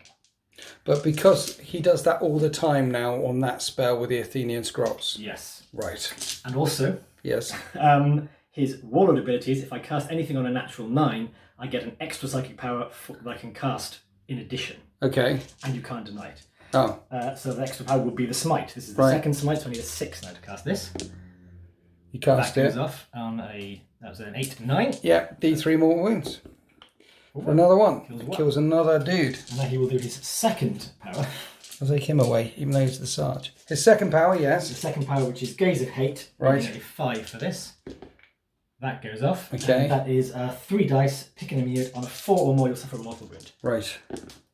That's 3 mortal wounds. 3 more mortal wounds. Yeah. Okay. There's 2 left. How's that Stylus guarantee looking now? It's looking good. Araman's up to the Oki. Yes. He is going to cast Temporal Surge, which is a free movement, needing a 7 for this. That goes off on an 8, actually a 9. He'll cast them on the Scarab Cult Terminators. So you're using that just to nudge forward onto the objective, so you have an objective secured unit on the objective, but not too far forward because of potential counter charges. Yeah, they were half an inch off, so now they're on it. Okay. His second power is Presage to make them shoot better. Need a 7. That goes off. So that two now, up again. right. And the third power is going to be a smite. That was my third smite. Need a 7 for this as well. And that goes off D3. D3. 2 more. Okay. So coming over here. Weaver of Fates he has, which boosts the Invern save. Right. He is using Cabal points to boost the range of it so they can reach the Terminators. Okay. For that I'll need a 7. Yes. And that goes off. They now have Weaver of Fates on them. 4 up and van. 4 up Invern. Glamour of Zeech, which is a -1 to hit. Yes. Can reach over to them. Okay. They're going to need it. They need a 6. That goes off. Okay. They're now glamoured. So -1 to hit them. 4 up and vulnerable save them. Yes. Next, they got your CP back. Now we're coming on to the Terminators. I think this is the last unit apart from them over there in the I corner. believe it is. Yep. So I can. They need guns to reach over there again. So I need Empiric Guidance. Empiric Guidance this way. Warp charge 4. Okay. And that passes. So that's the increased range on their guns, right? And increased range on their guns as well. Right. Do you know what you're doing with this unit all the way over here? Yes. You do. I do. They're already -1 to hit. They're snugly down in that ruin there. Perhaps they should say very, very quiet. No, they are going to do some stuff. I'm going to put Doombolt on them. Right. This is one of the reasons I should say where my guarantee may fail, because I'm not going to kill them with any more psychic bullets. Well, but you said you'd kill them all with mind So I'll bullets. kill them at the end of the turn. I've got Right. stuff to get rid of them. Okay. But I was saving this. This is my backup psychic surprise, because Okay. I've got loads of Cabal points left. Yes. And I can do stuff. So Doombolt is the first one, which is a flat 3 mortal wounds. Need a 6. Okay. That's a That goes 6. up Actually a 7. Well, actually an 8. And that does 3 more wounds. Flat 3 mortal wounds. Okay. Okay, and because I did something with a Witchfire power, Right. I'm going to spend 4 Cabal points Yes. on Malevolent Charge. Right. If I inflict any mortal wounds, I can inflict another D3 mortal wounds on the unit. Oh, can you? Yes. So that's another 1. Then he spent a CPU on the Great Sorcerer, allowing you to do another psychic power and smite this unit 1 more time and took another mortal wound off. And that is the end of the psychic phase. Smite, smote with this unit. Right, shooting phase, starting off with the Mutileth Vortex Beast. What are you doing? Turbulent Discharge. Sounds painful. Does sound painful. So it's on a 2 to 4, you get D3 mortal wounds. On a 5 up, it's 3 mortal wounds. Okay. 1 does nothing. So 1 does nothing. Whoops. Next up, you were very successful killing stuff in the psychic phase, so all the good ones you can't do, because the closer you get to it, the better it gets. Yes. So now you just got to roll... Immaterial Flare. I Right. roll a D6 for each model left. On a 6, you'll get a mortal wound. Okay. So quite... Yay, I killed 1. You kill 1, you Kill kill the one. 1 on 1 wound. And I'm skillfully taking models away to minimise the amount of shots that can come back in on that unit. Well, also, he's also the only model within range of the objective as well. Isn't it? What are you thinking, Stylus? I'm thinking I've got 2 units now that have line of sight and the ability to shoot. Yes. 3 well, if you him. count, 3 if you count a badly damaged Rhino. But- Right. So he's shot now. So I've got the Terminators here. Yeah. They can do an awful lot and they'll hit really well and be rolling stuff. Everything into him then. I think so, because last time I killed 1 Terminator, so I think I've got to overkill him. Or you can focus, split fire, and put some down here if you want to. I shoot down there and that Apothecary's going to pick one up. Yes. And you probably Storm Shield it. Yes. I kill a unit, you can't pick them up for starters. You're right. That's a blade gun. And there is a storm shield within range of a wall down here. Yeah. So it'll be 2 up saves again. And I've got my guarantee to think about. Right. You got you. So then we pulled the trigger on the Terminators that were hitting on 2s, re-rolling 1s, everything into the Blade Guard. You killed him about 3 times over. That's guarantee. You completed your guarantee. And now we're coming across here Yes. into these Terminators. And in fact, this is the only thing left in line of sight and range that can shoot this turn. Right, so I've got 3 Infernal Bolters in short range, and he's Yeah. got a pistol, and I've got a Soul Reaper cannon. So Okay. Bolters go first, hitting Yes. on 3s. Less nice. 3 to come in at -2. -2. The guy at the back's in a crater. He's the one wounded, so I have to put it on him. 3 up, 3 up, 3 up. Oh, well, and then he dies. Sorry. So that one's dead. Okay. And then I made the other save. The cannon Yes. hits 4 times, still wounds on 4s despite his strength. Yes. That is 3. That's -3, so that was a hit. -3. 3 coming in at -3. Okay, I'll put them on the shield. So these will be 4s. And he takes a wound. Okay. And with that, the Thousand Suns stop to rearm, reload, and recalm their mind. You are on 1, 2, 3 objectives. I'm currently on 2. So I'll only get 10 points on the primary as well. You have wiped out an entire unit of Blade Guard in the second turn. And you're also engaging for another 3 points, and you've rodded for 4 points. Which means the 1,000 Suns are up to 20 points to my 3 points. I will get 10 points at the start of this turn, so 20 to 13 at the start of my turn too. So somehow I need to find 7 points to keep this game a draw as we go on to Deathwing, turn 2. Here we are after my movement and command phase. I forgot to add the banners points. I get 2 points for banners and 2 points for Stubborn Defiance, making it 17 points to 20. Yes. 3 points behind. Yes. And then this unit moved forward, but I spent 2 CP on Steady Advance, so they count as stationary, so I can hit on 2s with shots. The idea over here is to clear away this squad and clear away that squad. Don't worry about any of this mess right now. These are the ones that are scoring. And then over here, the same thing. They stayed still and they're going to fire in and this squad will go in and try and stop you getting as many engage points as you've been getting, even though you've rodded already up this path. But if I can stop an engage point, just 1 or 2, and the game comes down to 1 or 2 points, then I'll win. The Blade Guard advance onto that objective there. And that means I'm on 3 objectives, you're on 3 objectives. And my chaplain is right in the corner, which turns out to be wholly within 6 inches of the centre.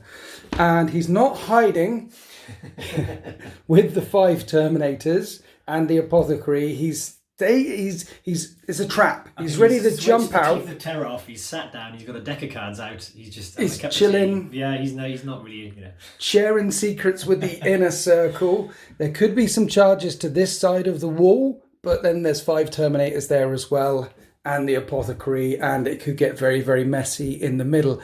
It might keep them alive because smiting and most psychic powers hits line of sight and range, and there is a big solid wall in between you and I, so it might keep him alive for a turn or 2.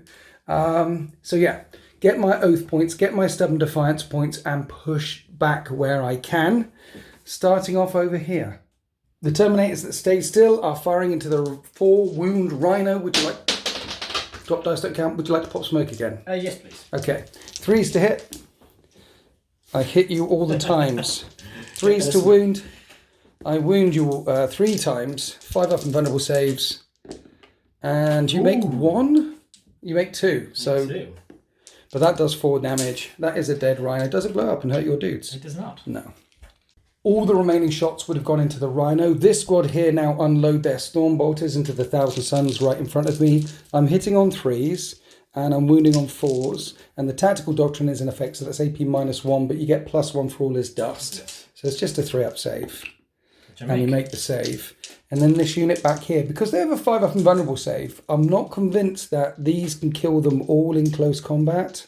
1 minute, let me think. Because I could fire past over there. No, it'll be fine. Let's shoot the Storm Bolters into them and the missiles back into these guys. I know you can heal back in there, but you have to do spells to do that, right? Yes, yeah. So it stops you doing more mortal wounds out. Yeah. Right, okay. So Storm Bolters into them on 2s because I stayed still. Only 6 hits and 4s. Only 2 wounds. 2 threat saves. You're okay. And then 4 missiles into the Terminators. I hit 3 times. 2s to wound. I wound twice, 4 up and vulnerable saves. Because of Weather of Fates, you make... Fate wouldn't have it. Fate would not have it. Right, over here. These missiles and all of these shots into those fellas down there. They're -1 to hit, right? They are. But I stood still. Some Dark Angels. So I'm hitting you on 3s. I hit you 3 times. And I wound you on 2s. Only wound twice. At -2, but -1 because you are in a ruin, so 4-up saves. And you make them as well. And then we're going to do lots of Stormbolter fire. And because I was firing at 1,000 Suns in cover, I only did 1 wound. Now we're going to charge. Because of the crater, 6-inch charge. And this time I make the charge. And over here, these guys are going to charge those. I will Overwatch because they've got flamers. Nice. 4 flamers. Warp flamers. Okay. So the crack grenade first from the boss because you have a flamer. Yes. That misses. Now this does D6 auto hits. Yes. Okay. 12 auto hits, winning on 4s at -2. Okay, that is... 7 wounds. I have Storm Shields here. Let's do some, because these are 3-ups, so he's on 1 wound left. And he's alive on 1 wound remaining. Then I charge for 7 inches. And it looks like that. And so I'll select this unit to fight first. So there's 2 Power Fists, which will hit on 4s. Are you burning any strats and things? Not for this unit, no. 2s to wound. 3 5-up invulnerable saves or death. Each of these doing 2 damage. So I kill 2. Dead. Then there's the hammer, which hits once and wounds once. Another 5-up invulnerable. No, another one dead. Another one bites the dust. Then there's a chain fist, which hits twice and wounds twice. Bites the dust, very good. Bites the dust. No, they're all dead. And that does D3 and D3. So it only kills 1 more. So the boss is But then I have claws on a sergeant who's got 3 attacks, 1 for each claw, and shock assault. He hits on 3s, and he wounds on 4s and rerolls all failed wounds. So only 2 wounds. on an AP minus 2. AP minus 2. Damage 1, so it's 4-up saves. Oh, you're right, yeah. Oh, He is dead. Worth as via CP. No, it's not. It's definitely not worth a CP. It's not. It's not. It Hey, is. he's alive. He's alive. On 1 wound. On 1 wound. Hey, get you back. Remaining. And are you paying to interrupt anywhere? I'm not paying to, but I am paying Well, to. I should let you know then if you're not paying to interrupt that. I'll pay a CP on Fury the First on this squad, so they get +1 to hit. Which cancels out the glamour. But I will let Yes. you know that I am paying a CP to be an unwavering phalanx. A what now? Reduces the damage. A foul? An unwavering phalanx. Okay. I'm unwavering. That sounds a bit like something else. Well, it's unwavering. What does it do? It's well, you wouldn't know, but reduces all damage coming in by 1. So Stop power waving! fist. Stop waving your phalanx at me. I want to hit you. That will only help the power fist, though. Won't it? Right. It's worth it anyway. It will only affect the power fist. Yeah. Yes. So here is the mind you, because I'm hitting on -1 to glamour. -1 to glamour means there's no point on Fury of the First because you've got glamour because it cancels out Fury of the First. So I'm not spending a point on Fury of the First. Okay. Because it will Still three. -1 Yeah, to it's the still power fist. -1. Yeah. So I hit you twice with the fist, and wound you twice with the fist. But this only does 1 damage because of your And it's phalanx. AP -3. Yes. So it's now AP -2. So I'm saving on 5s. 5s. I kill 1. Okay, so you kill 1. Right. The hammer. And It's 1 hammer time. Hits you twice. Wounds you twice. These I'll need 5-up saves for. Like Kill 1 more. Kill 1 and Claws. Many attacks again. 3s. Only hit twice. And reroll on all fair wounds. I wound once. 4-up saves. Interesting. Once 4-up saves. Yeah. No, so that's another wound, but that's better Only than I killed thought 2. would happen. That was much better than I thought it was. I hoped some would die in the shooting phase as well. Yeah, so you can fight back. Yes, please. For the boss? Stylus. Yes. I just remembered a strat that Space Marines have. It's called I hate chaos, and they can re-roll all hits in the fight phase. That's true. I must remember that one for other game turns. Indeed. Right, normal dudes. Normal dudes. Hitting back. On 3s? If only more people took Chaos to tournaments, then you'd get practice in it doing that. Definitely. Yeah, I know. It's not a lot of chaos at the moment. He's using his Force Stave first to give you a whack. Right, So this will hit on 3s. that's 2 hits. Yeah, Knocked it over. Force to wound. 2 2 wounds, It's AP. -1. -1. Storm shields. I'm okay. Storm shields. Storm shield. -1 +1. And then these guys, Hit once. they're not really there to fight. Wound Wound once. I'm okay. Okay. Okay, we're wrapped up. Oh, wait, What? I've got a lone lucky survivor over here. It's gonna be fine. Have it. 2 hits. 2 hits. 2 wounds. And -1. Yes. +1 because of the shield. I'm okay. Okay. He's okay. Now that's it. And you don't have morale. I don't take morale. I'm not scared of you. Because you don't have morale. I don't have morale. It was 17 points to 3. Yeah. But I didn't fail a morale test or fall back, and I'm wholly within 6 inches of the centre. And you kill the vehicle. And I killed a vehicle. So I get 4 points for Oath, Yeah. making it 21 points to 20. Only 1 point in it. As we move on to Thousand Suns, turn 3. So at the start of Thousand Suns, turn 3, they get 10 points on the primary, making it 30 points to the Thousand Suns and 21 points to the Deathwing. And you failed your infernal regeneration thing on him as well, your free reroll. Yeah. And then here we are after the movement phase. A lot of thinking that movement phase. There was a lot of Big thinking. cup of tea movement phase. Yes. Nice cup of tea? Nice cup of tea, yes. Tea phase done. So you actually fell out of combat here. Do you want Yes. to tell the people why you fell out of combat? Well, if I was feeling aggressive, I could think 8 wounds. Maybe I can smite and do that thing where I hit again and And kill them. Kill them, but their job is to score me engage on all fronts. Yes. And they'll get killed in the next fight if I keep them there. Yes. So I pulled them back to stay there because again, if I tried to smite them, you now know I've got several powers in hand. Yeah. You've got denies and stuff going on there. You could potentially kill a couple or one in the psychic phase. I would try and stop that and kill them with Death to the Traitors, and then you don't get your engage points. This way you've still got engage points. Need the VP. They can't shoot or do any psychic powers by falling back, but it does get you a points for engage, as well as this fella over here who fell back. So you will get your max 3 points for engage. Yes. Okay, so that's what happened here. That's what happened here. The unit inside the Rhino got back, and then you've advanced it, and you've got a good advance roll. Yeah. Because there's Terminators just behind that wall. Yes. What's this thought about here? Right.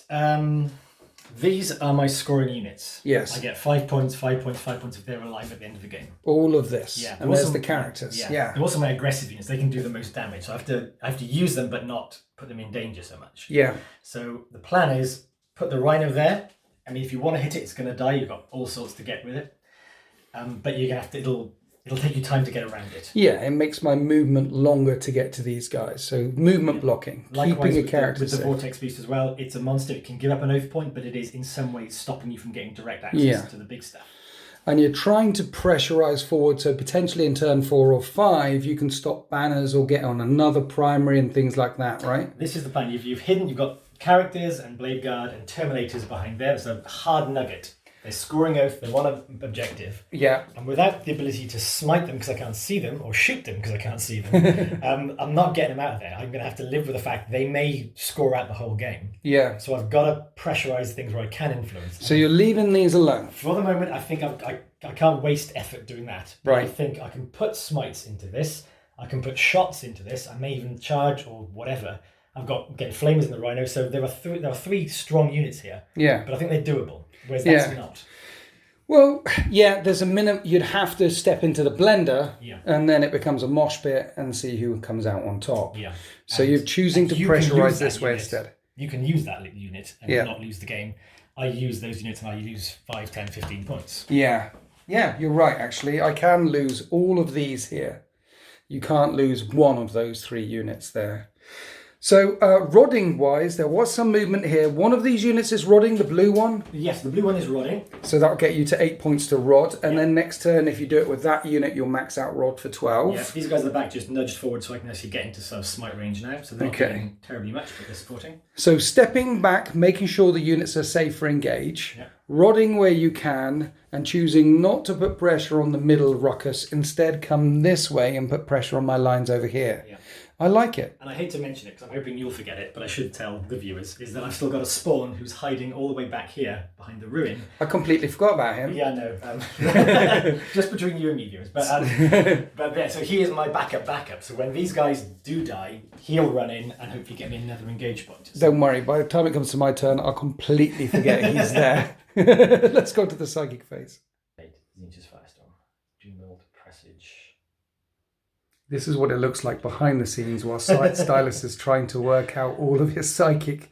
The cogs and the gears. The cogs and the gears and smoke coming out of his ears. Hey, that rhymes. Then we ran through the psychic phase, and with Cabal points and Super Smites, you have wiped out that unit over here. Yeah. It's gone. Ensuring that you will be getting those engage points turn after turn after turn. That was painful. Run off and attack me. What, run off from here to the edge? I'm thinking that unit there, they're doing nothing. Yeah, they are. They're stubborn defiance. They need to stay there, hang out, chill, that sort of stuff. Then in the middle, we had Araman doing a super smite and Zinch's Firestorm and smites and smites and smites and smites and smites. And the second unit of Terminators has also been wiped out in the psychic phase. So you actually managed to pull away 8 Terminators with that psychic onslaught. And you have got Presage off on the Scarab Occult Terminators one more time. So they will be hitting on 2s. And I added another unit there with Time Flux. So now that unit is now 2. Nice. Strangely with the 1 wound on the Sorcerer, which is unusual, but that's how it works. That's how it works. So now we're on to the shooting phase.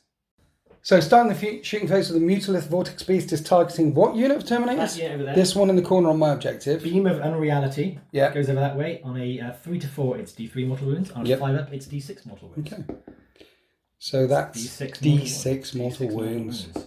For 5 mortal wounds on this squad down here. That's painful. Next up, Turbulent Discharge. It has to hit the closest unit. For a 4. That's D3, I believe. That's 3 mortal wounds. 3 mortal wounds on these as well. Yes, they've been turbulently discharged. Right, he must die. Then we did real guns. A melter flashed out and didn't wound this unit of Terminators. We had infernal bolt guns coming into the blade guard, which didn't wound them. Only a couple of shots here or there. Now we're onto the Terminators with presage. This is the last thing left to fire, and they're firing down into my Terminators on this banner objective back here. Some of them are hitting on 2s because they can shoot past the trees. Some of them are hitting on 3s because they'll be shooting through the trees, and some of them can't hit. Yes. The bolters and the cannon that got -1 to hit. Right. +1 for presage, so it's hitting on 3s, re-rolling 1s because Araman's there. Yes. So no 1s to re-roll. Okay. That's pretty good. And you might as well do the cannons as well. Oh no, because they're different AP. Yeah. Right. So these are winning on 4s. Right. So 5 at -2, so 3 up saves. The 1-on-1 wound dies. Okay. And then the cannons. Cannon. Oh, everything hits. Nice. 4s. Only 1 wound. -3. So 4 up and 1. And I'm okay. No, I'm not okay. That's a 3. The shield takes a wound. Okay. Like missiles coming now. Right. The ones that don't need a minus, so he's hitting on 2s. Okay. Double 6. Lovely. Wounding on 4s. Nothing. Bolters hitting on 2s, re-rolling 1s. Lovely. Okay. And then these are 4s. 4s. Oh. Only 3. Only 3 at -2. Okay, so 3 up saves. That will kill the shield. Even if I CP re-roll it, it's definitely the shield dead. And 1 down to 2 wounds. And that's the end of your shooting phase. Are you doing any charges? I am not doing any charges. I'm quite happy with things looking. Right, so absolute psychic barrage came out. Then lots of shots down into this corner here, clearing away some Terminators. This is one of the objectives. We need to rack up some points because that was quite painful. Apart from these guys over here and this down here, I've got the blob in the middle. Things are suddenly getting very interesting. So at the end of Thousand Suns turn 3, they've got 8 for Retrieve Octeris data, 9 for Engage and 20 for the primary, bringing them up to 37 points. But I'll get 5 for Stubborn Defiance and 2 points for my banners. And including my Oath and the primaries, I'll be on 36. So at the end of turn 3, Thousand Suns are 1 point in the lead before the Deathwing move. Well, at the start of my turn 3, it'll be 36 to 37. You'll be 1 point in the lead. Yes. So I should be able to get in the lead in this turn, but I can't withstand that type of reckless hate again and again as we go on to Deathwing turn 3. Here we are after my movement phase in turn 3, and that took me a long time. Lots and lots of thinking there because this unit down here is at risk. Now, if they die, I'll still have the banners there until you contest it. But the number of primaries I'll be on will be reduced, which means the Thousand Suns could potentially max out the primaries with 45 in the last turn. And that could win them the game, particularly as they're probably going to max out Rod and Engage. So I need to get aggressive now. I need to try and stop them scoring the primaries and put some threats into to the last units down here. Also, if I engage as many units as I can down here, that stops the firepower coming out and hurting some of the units that I have. So my chaplain has jumped over and down to this quarter here. He's got the reroll hit aura off, but he hasn't given himself an extra attack with Mantra Strength, and it's a 7-inch charge into that unit down there, which is holding on to that objective. So that's the plan down there. That's a long shot. Another long shot is the 9-inch charge that my Terminators need to make to get over the barricade and engage these guys and then not die, so that you have to psychic and you can't shoot and you're engaged with a unit there.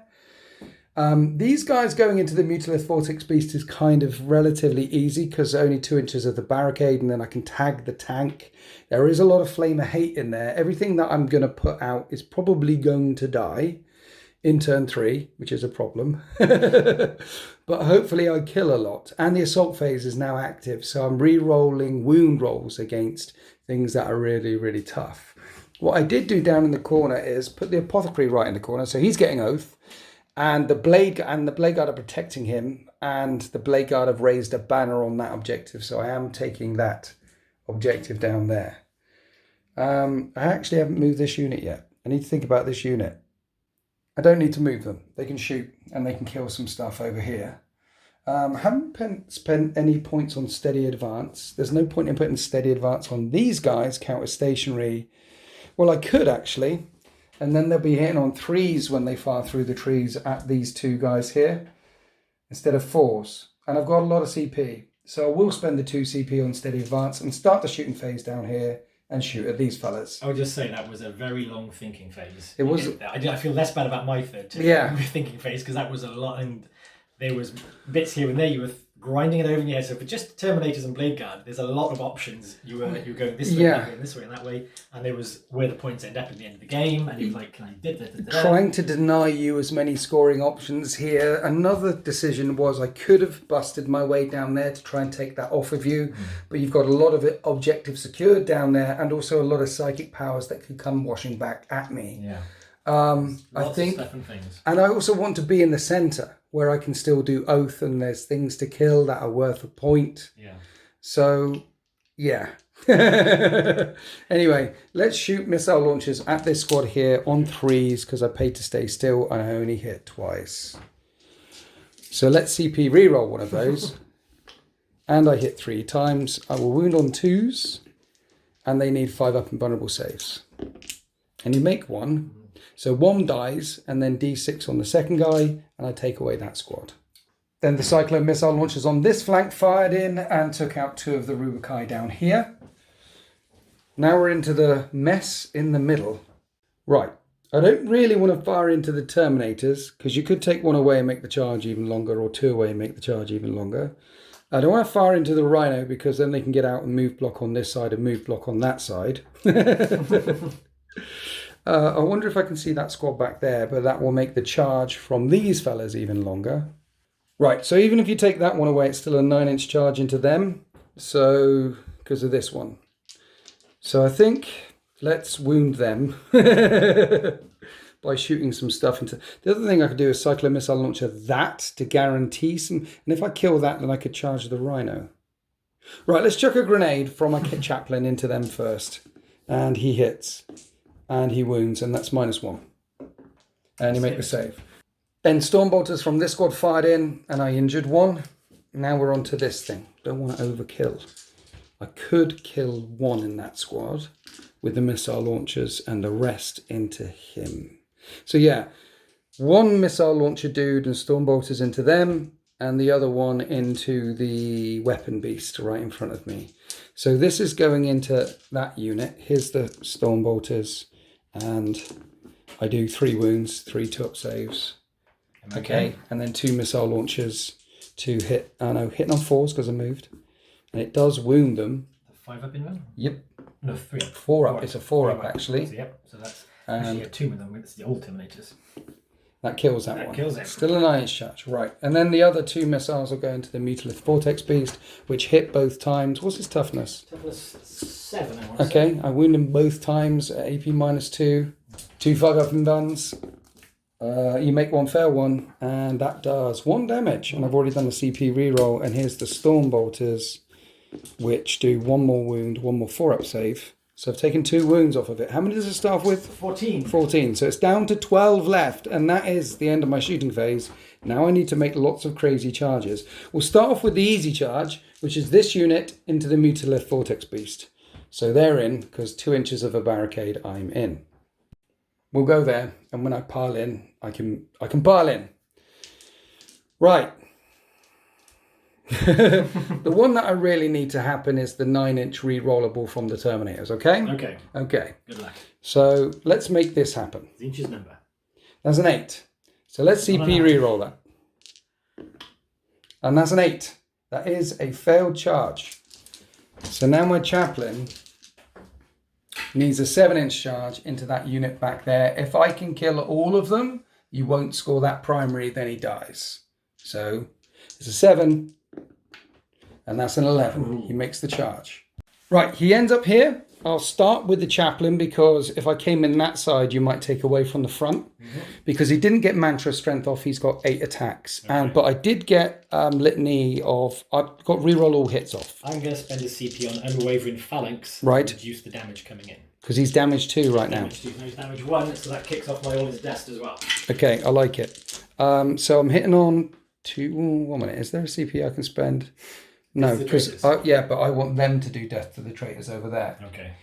He's re-rolling all hits anyway. I don't think there's anything I can do to increase my wounding. Okay. So I am hitting on 2s and re-rolling everything. Then I'm wounding on 3s. And that is AP -2 right now. And 2 damage a time, which... AP -1? All his dust gives me an extra... Yeah. Save, so you get 4 up saves. So 5 4 up saves. I kill 1. Kill 1. And tickle 1. And tickle 1. Would you like to pay CP to interrupt with your Mutalith Beast? I don't know if he's any good in close combat or not. Do you know what? He's never lived long enough to find out, so I think it would be sporting to find out. 2 CP for the Mutalith Vortex Beast to hit me back. So he's got 2 attack profiles. Which one are you choosing? There's the tentacles more, the gribbly thing. Yeah. It does 3 hit rolls instead of 1, so I could do 15 hits, but it's only damage 1, -1 AP. Right. Or his big old crushing claws, his Mutalith claws, it does -2 AP and damage 3, so every failed save is a dead Terminator. Right. So what does he hit on?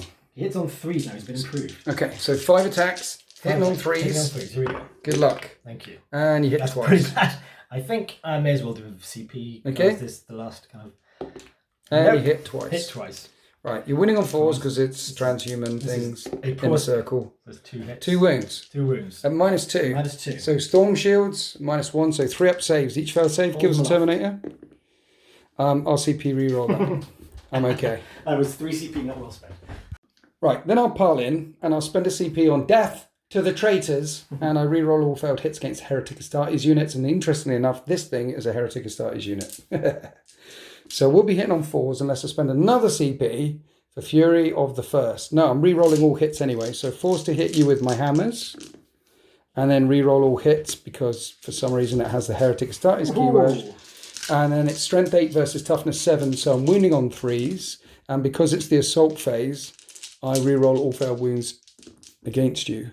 So that many at -3. For my 5 up invuln saves. Yes. And each one of these doing 3 damage. You make 2 of the saves. So he takes 6 wounds. He's on 6 left. Yeah. And then I've got a fist and a fist. Hitting on 4s. Re-rolling hits. And wounding on 3s. Re-rolling all failed wounds. And that is 5 wounds, 5 more invulnerable saves. And each of these doing 2 damage, which is 8 more damage. Now we got He dies.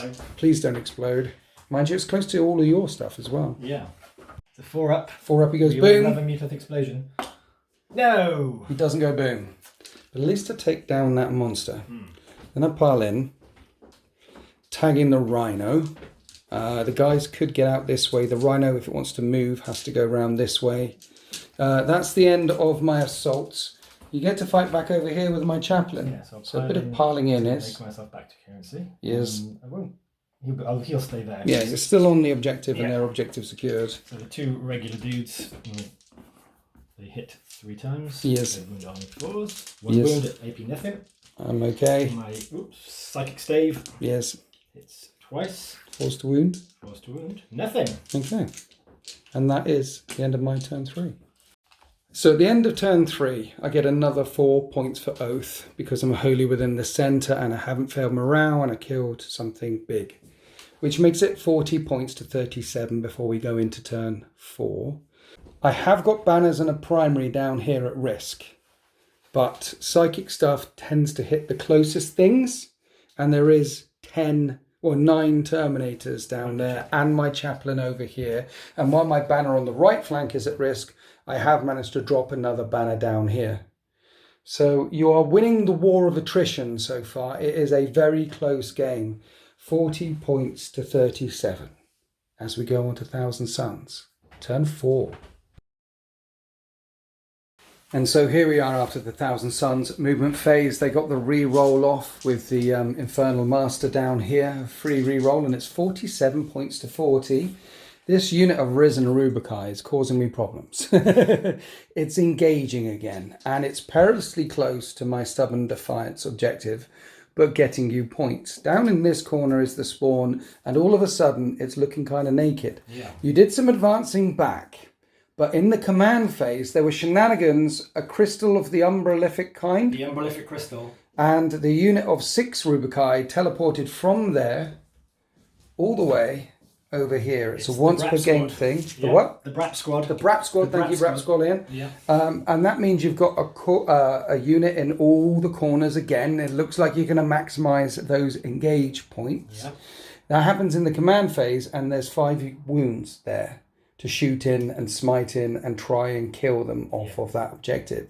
You won't knock down the banner until you get onto the objective, but next turn all you need to do is walk there to knock down that banner. So we have engaging all over the place and psychic shenanigans happening and taking a step back to hold on to that objective. Even if my Cyclone missile launchers fired all the way down across the battle grid and took out the Thousand Suns, I can't target the character behind.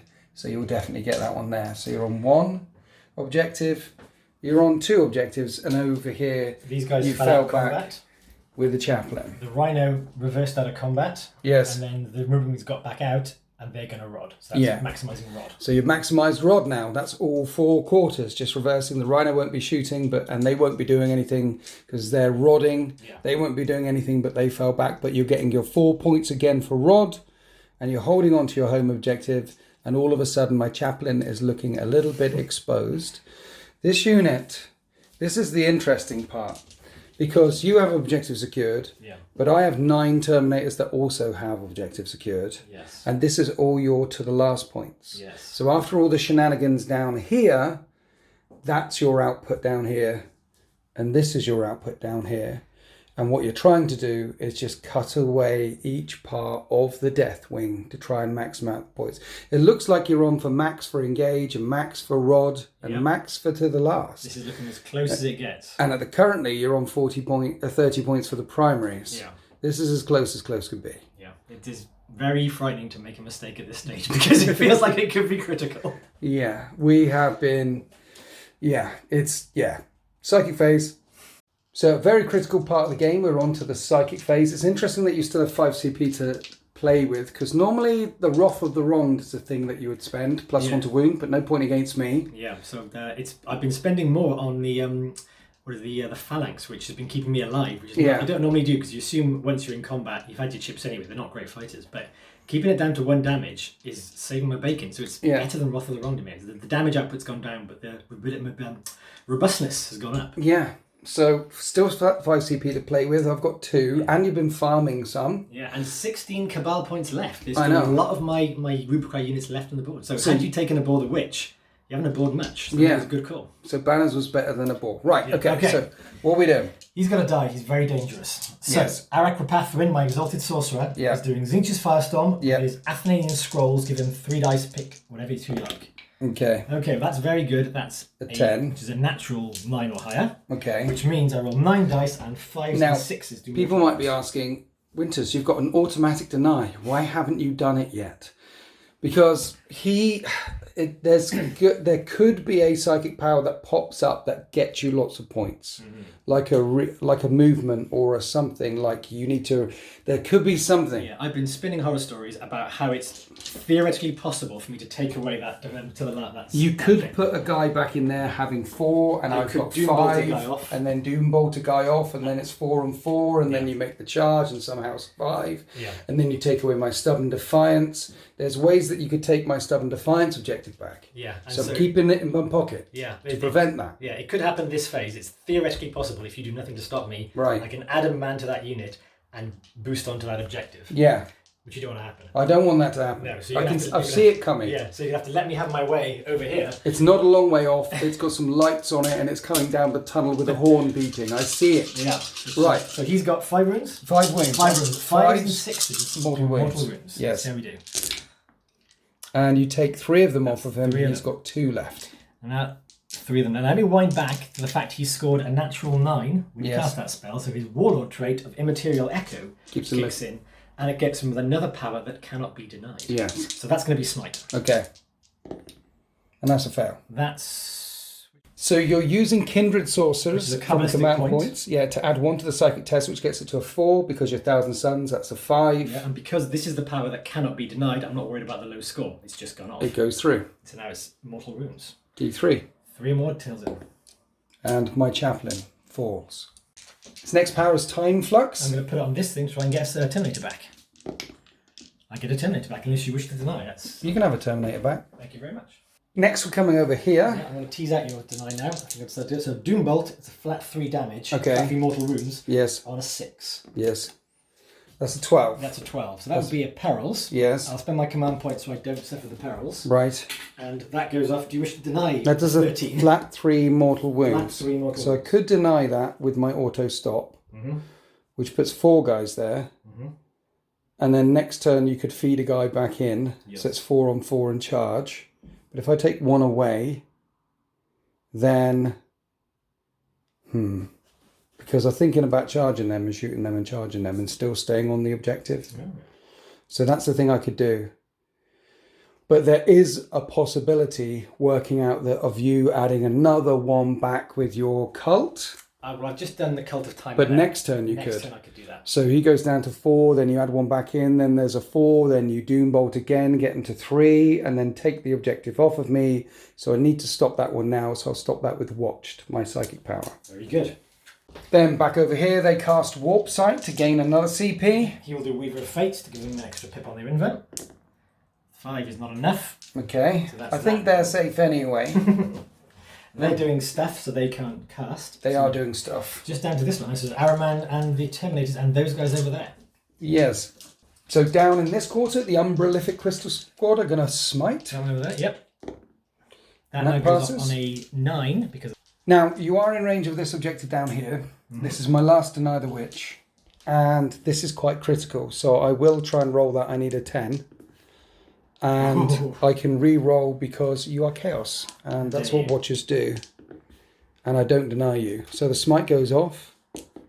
And takes 3 mortal I will wounds. now spend 4 Cabal points. Yes. To, having done a Witch Firepower, Right. we'll do extra wounds on it. Okay.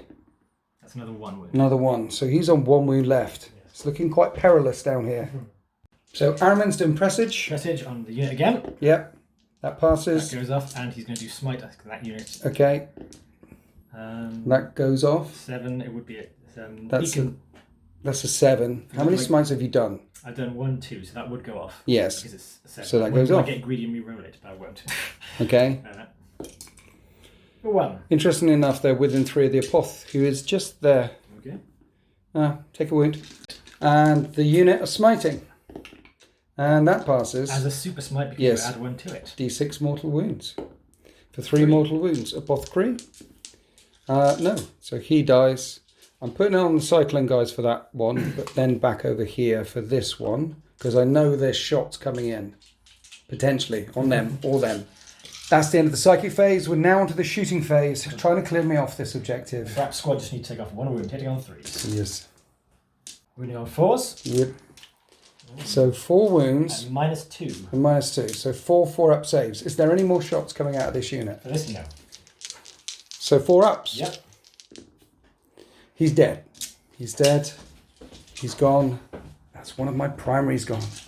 Fortunately for me, down in the ruins, I'm still on 2 objectives for 10 points on the primary. Then we came over to the unit, the Risen Rubicine. They managed to put a wound on my Stubborn Defiance unit, just nibbling them away in the shooting phase. Now, the last thing left to fire is your presaged Terminators hitting on 2s, re-rolling 1s. Everything into them. Everything into this squad, because this squad are not receiving the benefits of cover, but here we have Storm Shields just side of a wall, even though there's 4 there and 3 here.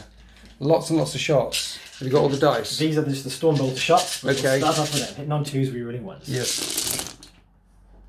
After the reroll, 32 shots got through, wounding on 4s. Wounding on 4s. Right, 16 came through at -2. There's 2 shields in there. One of them is my super shield guy, but I will put them all on shields first because this is all 3-up saves. Take a wound. It's all 1 damage, right? Yep. Wow. 1 takes a wound. How obnoxious is that? These are the cannons. Yes. Rerolling the 1s. Wounding on 4s. Yeah.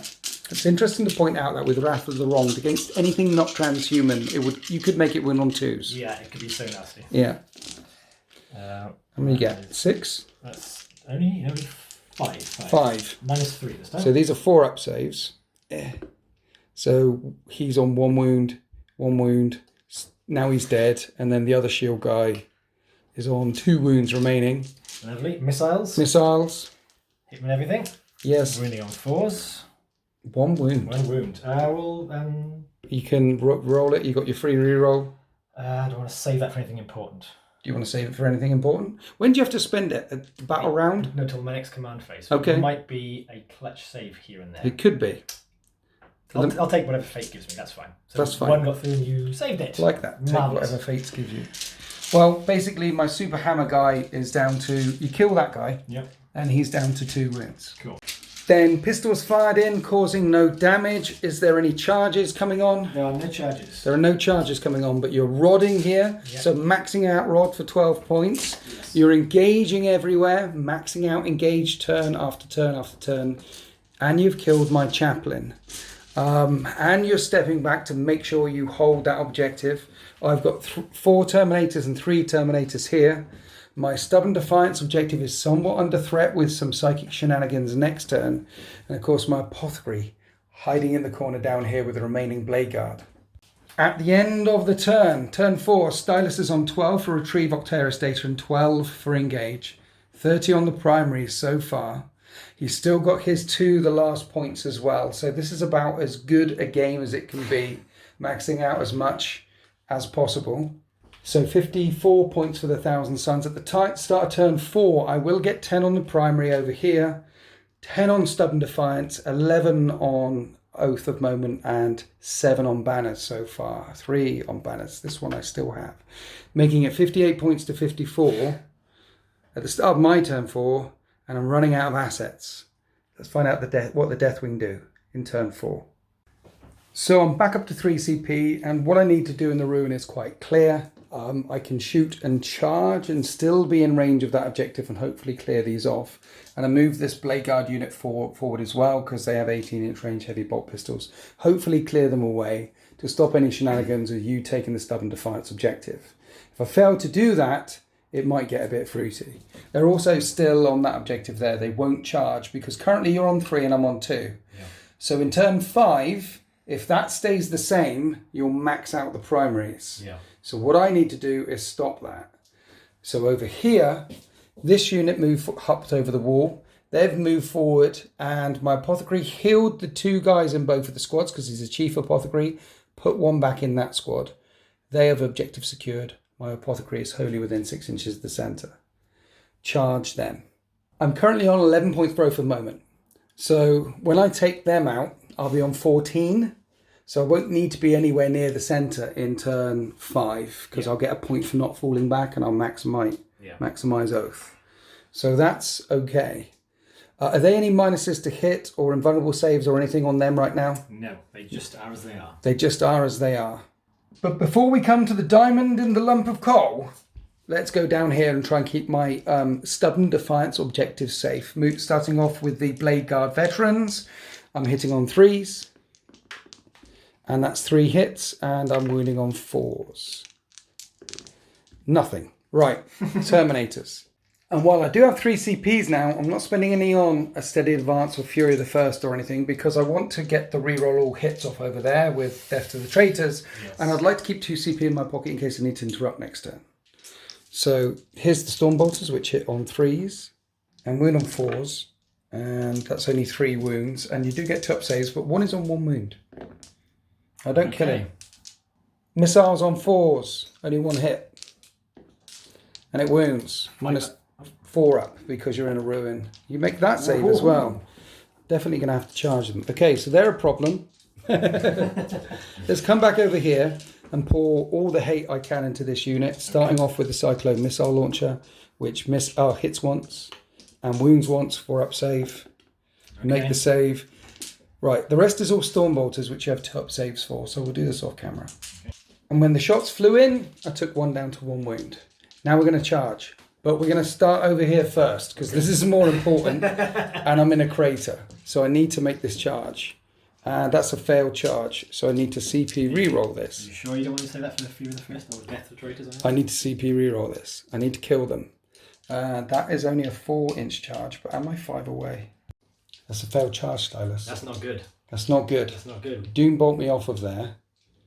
And then go charging in and contest that objective. You know what? I think they're a bit too stubborn. A bit too A bit too stubborn in their defiance. They're not moving. Right, over here. The unit of 3, they're in. That's a 12. Why could I get that over there? And this unit, which will be slowed down by the wall, they're in as well. That's a 12. Right, this is what it looks like. I'm going to spend Hatred Eternal, or whatever it's called, Death to the Traitors on this squad. Okay. Because reroll all hits and there's a squad of 5. And one's on 1 wound, so let's start off with the claws. While we're spending things. Yes. Damage 2, damage 3, damage 4. Yes. I'm going to spend 3 points, because they're a big unit, on Unwavering Phalanx. Right. Because it's big, it's normally 5 if it's 5 or less, and for more, it's 3 CP to reduce damage by 1. Reduce all damage by 1. Yes. So does it go to 0? It does not go to 0. Because the claws. Okay, claws. Every little bit's going to help. 3s to hit. And then 4s to wound. Re-rolling everything. That's AP minus 3 right now. Okay, so it's... On the claws. Which damage 5 up saves. There's normally 2 up. And I'll get it's all damage 1, yeah. So I'll all go it to 0 does. up. So it goes to 4 up save? Yes. So 5 4 up saves? Yes. 2 I wounds kill that taken. injured one. Yep, and 1 goes to another wound. So you're reducing all damage by 1? Yes. Okay. So let's do the hammers next, because, well, you failed 2. So one dies and one's on 2 I wounds. keep forgetting these are new wound terminators. So I'll do the 3 wound hammer, which is now a 2 wound hammer, because one's on 2 wounds. And I re-roll all hits. I only hit once. I do wound you. Minus 3. So 5 up and done. Smush. 1 is smushed. Okay. There should be a chain fist and a normal guy. There's the chain fist guy. Chain fist guy. 3s to hit. 4s to hit. Re-rolling everything. And then 2s to wound. Okay, that minute minus 4. 5 up then. 1 gets through. It's D3 damage. For 1 damage, because you've reduced damage by 1. Power fist. 4s. Re-rolling. And then 2s. And that is AP minus 4 right now. 2 damage, which becomes 1 damage. I kill 1 more. Yep. And then we have my sergeant with a hammer, who has got 4 attacks. And this is a damage 4 hammer. This will auto kill. Yes. I need this to get through. But I hit on 4s and I re-roll failed hits. And I get 3 through. And I'm wounding on 2s. And my last CP, because it's a 5 up and vulnerable save or death, right? Mm-hmm. And currently I'm outnumbered. And then you have to pay to interrupt. You've got 2 CP, so you can pay to interrupt and swing at these guys. Yes. So let's burn my last CP. And that's really cool. Tree. Okay, that didn't help at all. Zinch said no. 5 up or death? Death. Death. Now let's pile in. Right, this is where we end up. You've got 6 models. And 4 can fight the unit that didn't fight because you spent 2 CP to interrupt. Right now I'm outnumbering you. So you need this to work. I do. But I do still have presage on them. I believe I put that on myself. So you're hitting on 2s. Hitting on 2s, rerolling 1s because Yes. Araman is still there. And Yes. I have 3 attacks each with my Prosperine Corpeshes. Possible. What now? They're kind of paraswords, but they do 2 damage each. Okay, what strength are they? They are strength 5? Strength 5, so it's still wounding on 4s. Okay. So these 3, and then he's got a force save, which is different. So Okay. they're going to go into the unit that hasn't fought, and these Right. have to fight these. Let's do that first. Okay. That's less important. Okay. So 6 attacks going into them, hitting on 2s, rerolling 1s. Okay. Everything goes in. And 4's to wound. Force to wound. That is 1, 2. Just 2 wounds. There is a shield, 4 up and Minus guns. 3. He's on 1 wound remaining. Okay. And then the other guy, so that's 1, 2, 3. Yeah. Hitting on 2s. What? The other guys. So the other guy's 1, 2, 3, and then this guy. Oh, sorry. The previous attacks went here, did they? Yeah, they did, yeah. Okay. So one of them is on 1 wound, right? And now this is the unit that you really want to kill. Right. And this 2 rerolling 1s because of Araman. Yes. So they'll go through it. Okay. This is the unit of 3. Right. 4's to win. 4's to win. Please roll low. That is 3. 4 wounds. Oh, 4. 4 wounds. 4. 4 to save a minus 3. So I can do 2 at a time because actually there's 2 shields in that squad. So 4s and 4s. One of them falls from that squad. And then the force stave. Yes. Rerolling that 1. Sadly, Death the Force Emperor is no longer a thing. Yes. 3 get through. Yes. Still going to wound on 4s. 1 wound. This is only minus 1. Okay. Did you... Okay. Well, D3 damage. Right. Of course it kills one. So that leaves the fist left. Yes. Right now, you've got 6 guys on that objective. I've got 6 guys on that objective. The power fist will hit you on 4s. Reroll. And will wound you. No, It's a different unit on 2s. And there's a 1. 5 up and run. And you fail to save, it just takes 1 damage. And so, just by the skin of my chinny chin chin, you got 6 objects there, I got 6 objects there, these 2 are just out. Yeah. Because you pushed them a bit further back because you're worried about long bomb charges until the last and me killing them. Yes. So that is contested. Yes. So in turn 5, you're on 2 objectives. Yes. And you will get 40 on the primary. Yes. So But this one is under threat. Yes. So let's work out some points before we go on to Thousand Suns turn 5. So the Thousand Suns are on 64 points, or 74 if you bring on the painting stuff. You're going to get your 15 for To the Last, it looks like. So it's all about, and you've already maxed out Rod. So honestly, the only other points that you can get are Engage, which is here and here. So you really don't want to lose that unit. No. But also, there is a threat with that unit to take away my Stubborn Defiance. Yes. So let's go on to Thousand Suns, turn 5. So in the movement phase, the Thousand Suns need to walk forward here onto the objective. Yeah. Then after they step forward towards my Stubborn Defiance objective over here in the wasteland, you've ripped my banner down. Down it goes, stamp all over it. Piddled on my banner down here and Yeah. taken this objective off of me. Yes. You have stepped back with the Terminators because there's a lot of To the Last points there that you could potentially use and Defenders strike first. Yeah. And you're lining up to try and kill as many Terminators as possible. Yeah, it could happen. I've done that much damage before, so you never know. It could take Okay. a yeah. So then we're in the Psychic phase. You gained a CP and you want another one. I have, yes. So I've spent 3 Cabal points already on Warp Sight Clear, what it's called. Warp Sight. Yes. Which 3 up will give me an extra CP. Right. Which was a smite. You've That got gives 2 me CP. 2 CP because Over here, over here yes. is the critical thing. So we'll start off, you have no way of stopping me anymore. No. They're going to do Doom Bolt. Which would do a flat 3 mortal flat wounds. 3 mortal wounds on a 6. On a 6. That passes. That passes flat 3 So mortal that kills that guy there. wounds. Yes. I've now got 4 on my Stubborn Defiance objective. You've got 3. Allows me to spend 4 Cabal points on Malevolent Charge. If Right. I do mortal wounds with a psychic power, Yes. psychic power for mortal wounds, I can do D3 additional mortal wounds. D3 additional. One's on 2 wounds. There's 2 more. 2 more. 1 more dies. And at this point, we'll say this is the way the world ends. Because that has been contested. Because this is contested, so I will not get 15 points for my Stubborn Defiance objective. Yep. I'll only get 10. And regardless of what you do here or here, I'll only get 10 for the primaries as well. Yeah. And I needed 45 on the primaries to beat you. Right, let's run through some points because I can kill them at the end of the turn, Yeah. but actually knocking me off the Stubborn Defiance was very critical. So at the end of the game, I'll get 10 for Stubborn Defiance. I should get my 15 for Oath and 11 for Banners, but I'll only get 40 points on the primary. So before you do anything, the max I can get is 10, 15, 11, 40, which gives me, with a painting score, 86 points. Then you're going to do a lot of damage to these guys in the middle. Which means there's no way I'm going to get any of your To the Last points, and you'll get 15 for the To the Last. Nothing I can do about that, which gets you 15 for the last, 12 for Rod, 15 for Engage, and 40 on the primaries, giving them a final score of 86 to 92. If I'd have held on to that one objective, it would have been 91, 92, and potentially, I don't think I could have won anyway. So you win 92 points to 86.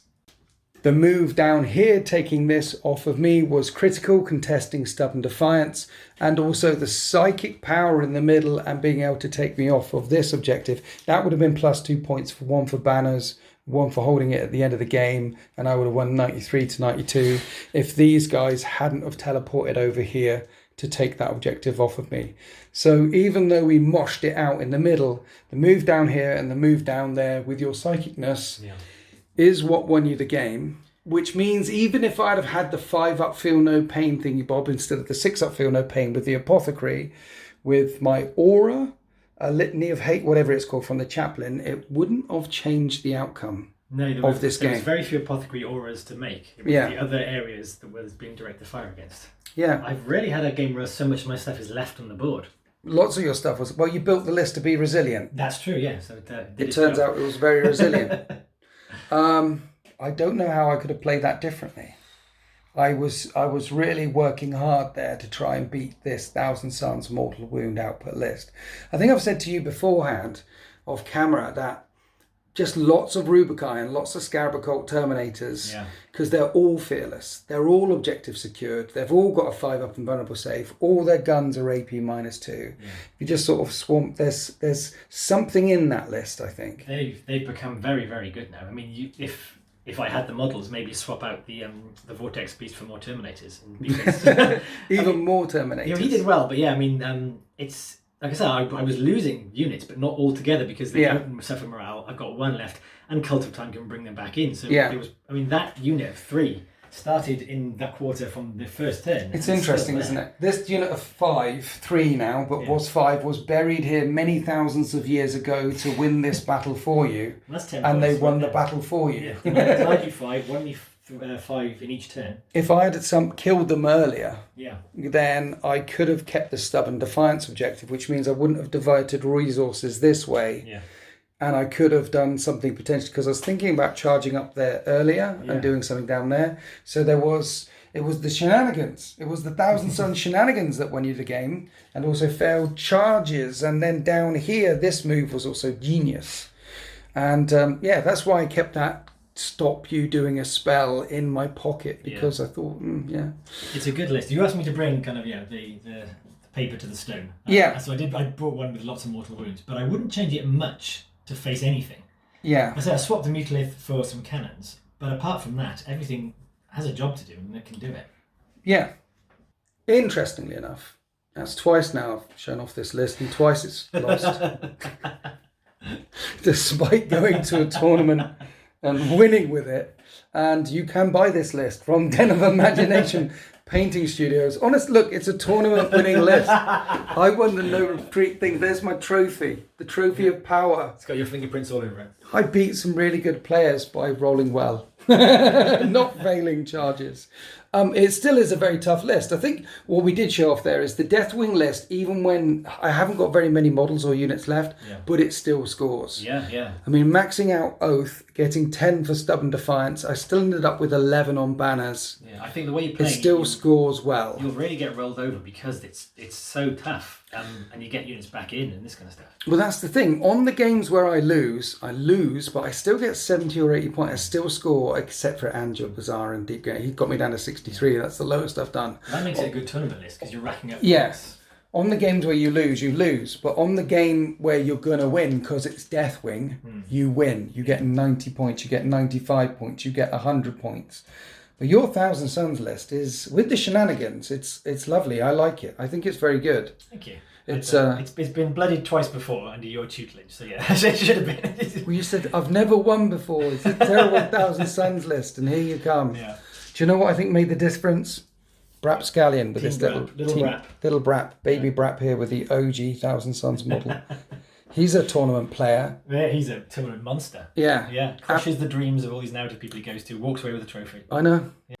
So, any closing thoughts? I think the list I brought was one of the hardest counters to your Deathwing list, Fighting Grey Knights, because they're good at everything that Deathwing can do. They're fearless, they're resilient. They do what I do, yeah. And they've got Psychic. And they've got the output. Yeah, so if I can avoid what you're good at, which is melee, which I mostly did, you got into one really good fight and took off half my Terminators. Yeah. The rest, you didn't really get locked into combat very much. You killed the spawn, you killed half a squad. It was that denied you your good thing, but I was able to do my good thing, the Psychic, consistently. So I rolled very well for Psychic. I perilled hardly ever, and I was going big for the mortal. So what you're saying is you copied me? I copied you in having good luck. I copied Well, your no, luck. I mean, I've built a list which is absolutely resilient and Yeah. can take it and scores and is fearless. And then you've built a list that can absolutely take it and scores and is fearless. This is my and closing has thought. output, Yeah, so it's better. This is the closing thought: is that the way you've schooled into how to win tournaments is do things that your opponent can't stop. Yes. And it was things like, you can't really stop me doing Rod or engaging because I'm getting around places. Yeah.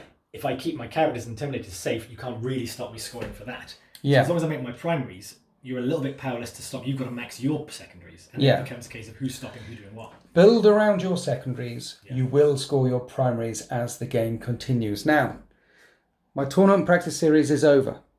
However, I am always, from now on, I'm going to be working on building tournament lists for the next Nova Retreat, Legends, or for any other events that I might go to in 2022. So I had 10 Oath of Moments made that can only be taken from my cold dead hands. You can't buy them in any store. And so far I'd only given out 4. It's have to win. And you win one. Beneath my guns, enemies shatter. Beneath my blade, enemies break. I am war. I am death. This is the way the world ends. In memoriam, Winter's SEO. That's for you. Very much. Look at that. Happy wargaming.